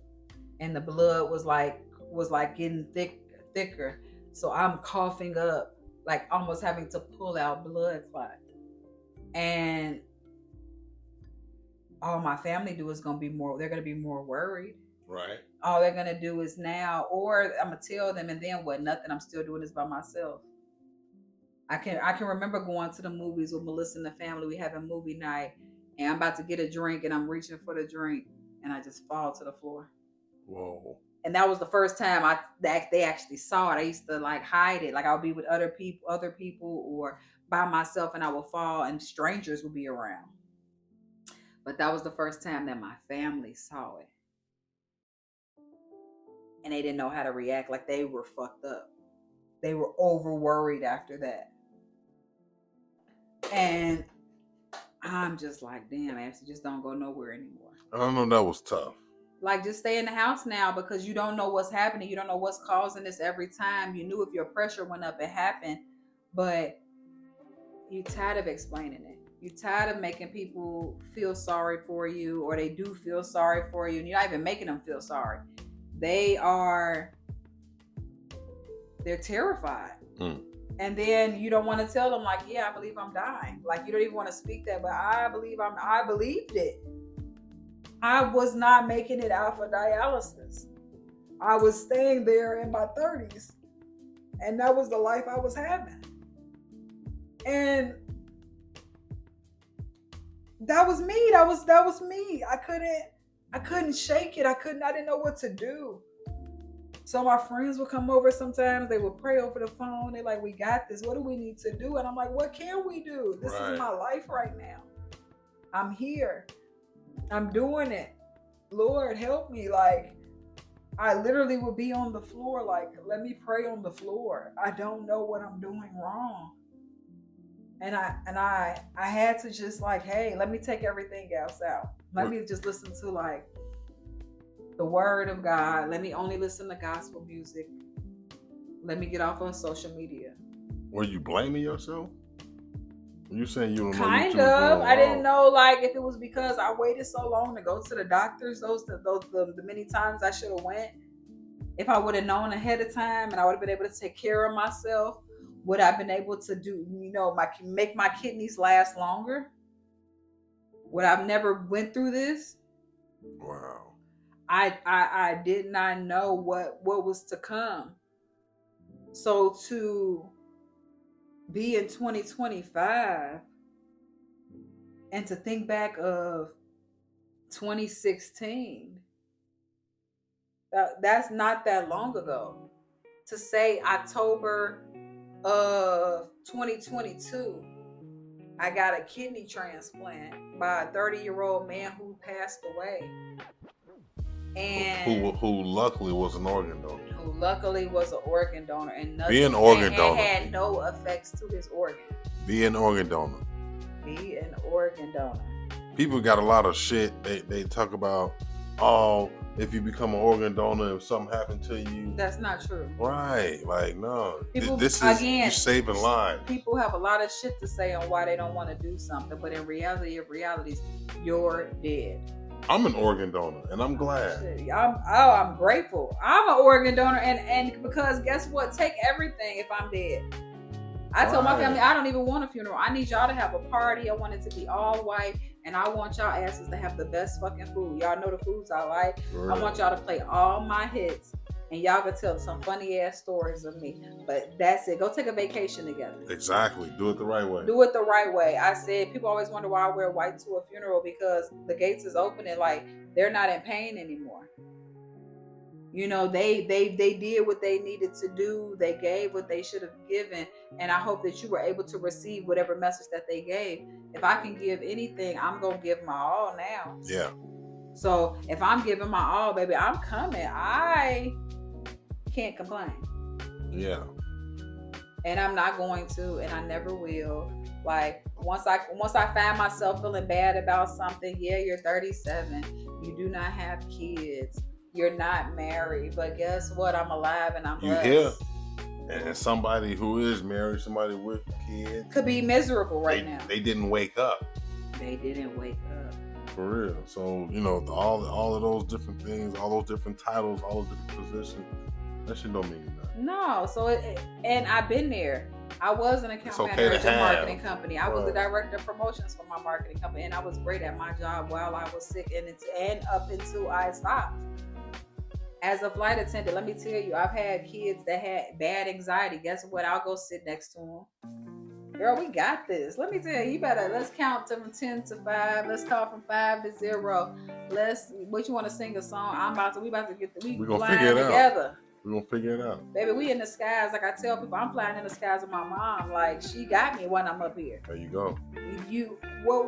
What else are we talking about? So when the summertime comes, guess what? We're in summertime shot. I am enjoying every day that I am at home. Who you flying with? I'm with Southwest. Fly Southwest, people. Yeah. Even though your bags ain't free no more. They're not free no more. But I can say you are able to bring 2 bags on.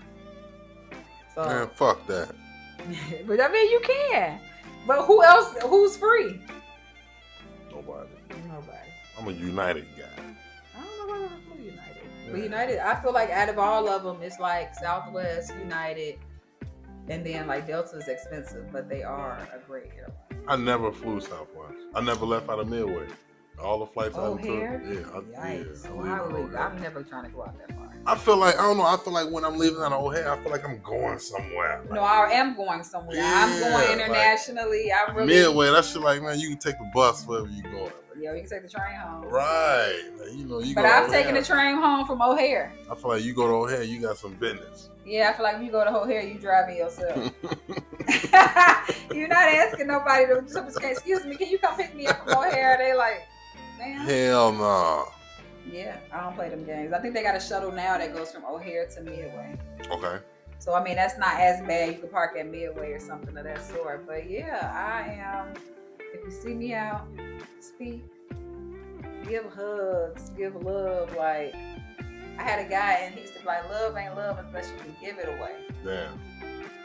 And that's real love. If I'm giving it to you and you ain't asking for it, that's real ass love. You ain't asking someone that's giving it to you. Love ain't love unless you give it away. And that's who I'm trying to be. I'm trying to be the definition of like, you can do this shit. You can get past it. You can grow through it. That's true. But you gotta inspire yourself. And you gotta aspire to be better than what you want to be, and that's not always easy. You're so used to being the person you were that it's hard to change sometimes. That's true. But we have to change, and it's a part of life. So even when I got my kidney transplant, it was hard for me to drink water again. I would literally like throw it back up because my body, I had to drink it real slow. And I'm like, damn, I can't even drink water. I love water. But I was so used to my mouth being dry because I couldn't drink. Like, oh, I might as well stay with it dry. Like, I mean, I'm not you nothing. So now I'm like, no, you actually thirsty. You should be drinking something right now. So yeah, I am trying to make sure that when my time comes, when I see my family, when I see my friends, when y'all see me, you know, my Morgan Parkers, my U of Iers, my gang members in the hundreds, like my people, like when y'all see me, it's like love of love. Yeah. I don't know too many people that like, I speak to everybody. My flight attendant training class, I knew everyone's name from everywhere. Like, I love people. Like, I mean, you meet so many good people, you know so many good stories. People go through so much shit. Like, giving somebody a laugh every day is what's up. That's true. If you can make me laugh, you made my day a little bit better. That's true. So it's like, truly be yourself. Enjoy. Don't be shitty people out here because people go through enough shit. And if I'm going to be shitty to you, I'm just as ugly as the next person. Like, you could be the prettiest person in the world, but you always remember when they shitty. That's like, true. Damn, she pretty, but she got a nasty attitude. And I don't want that to be what people talk about when they talk about like pretty girls or people in the hundreds or people who are family members with people. Like, I don't want to hear that shit. None of that.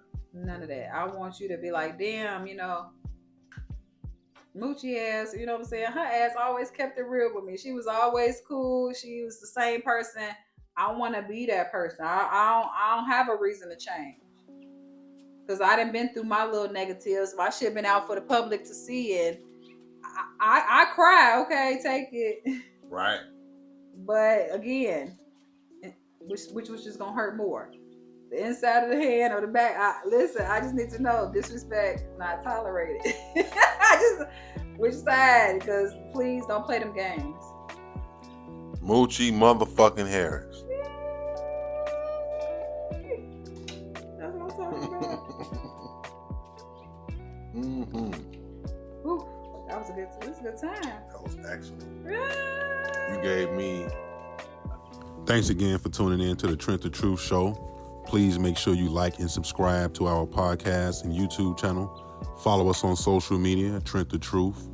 And if you have any questions, comments, concerns, or if you want to be a guest, email me at TrentTheTruthShow@gmail.com.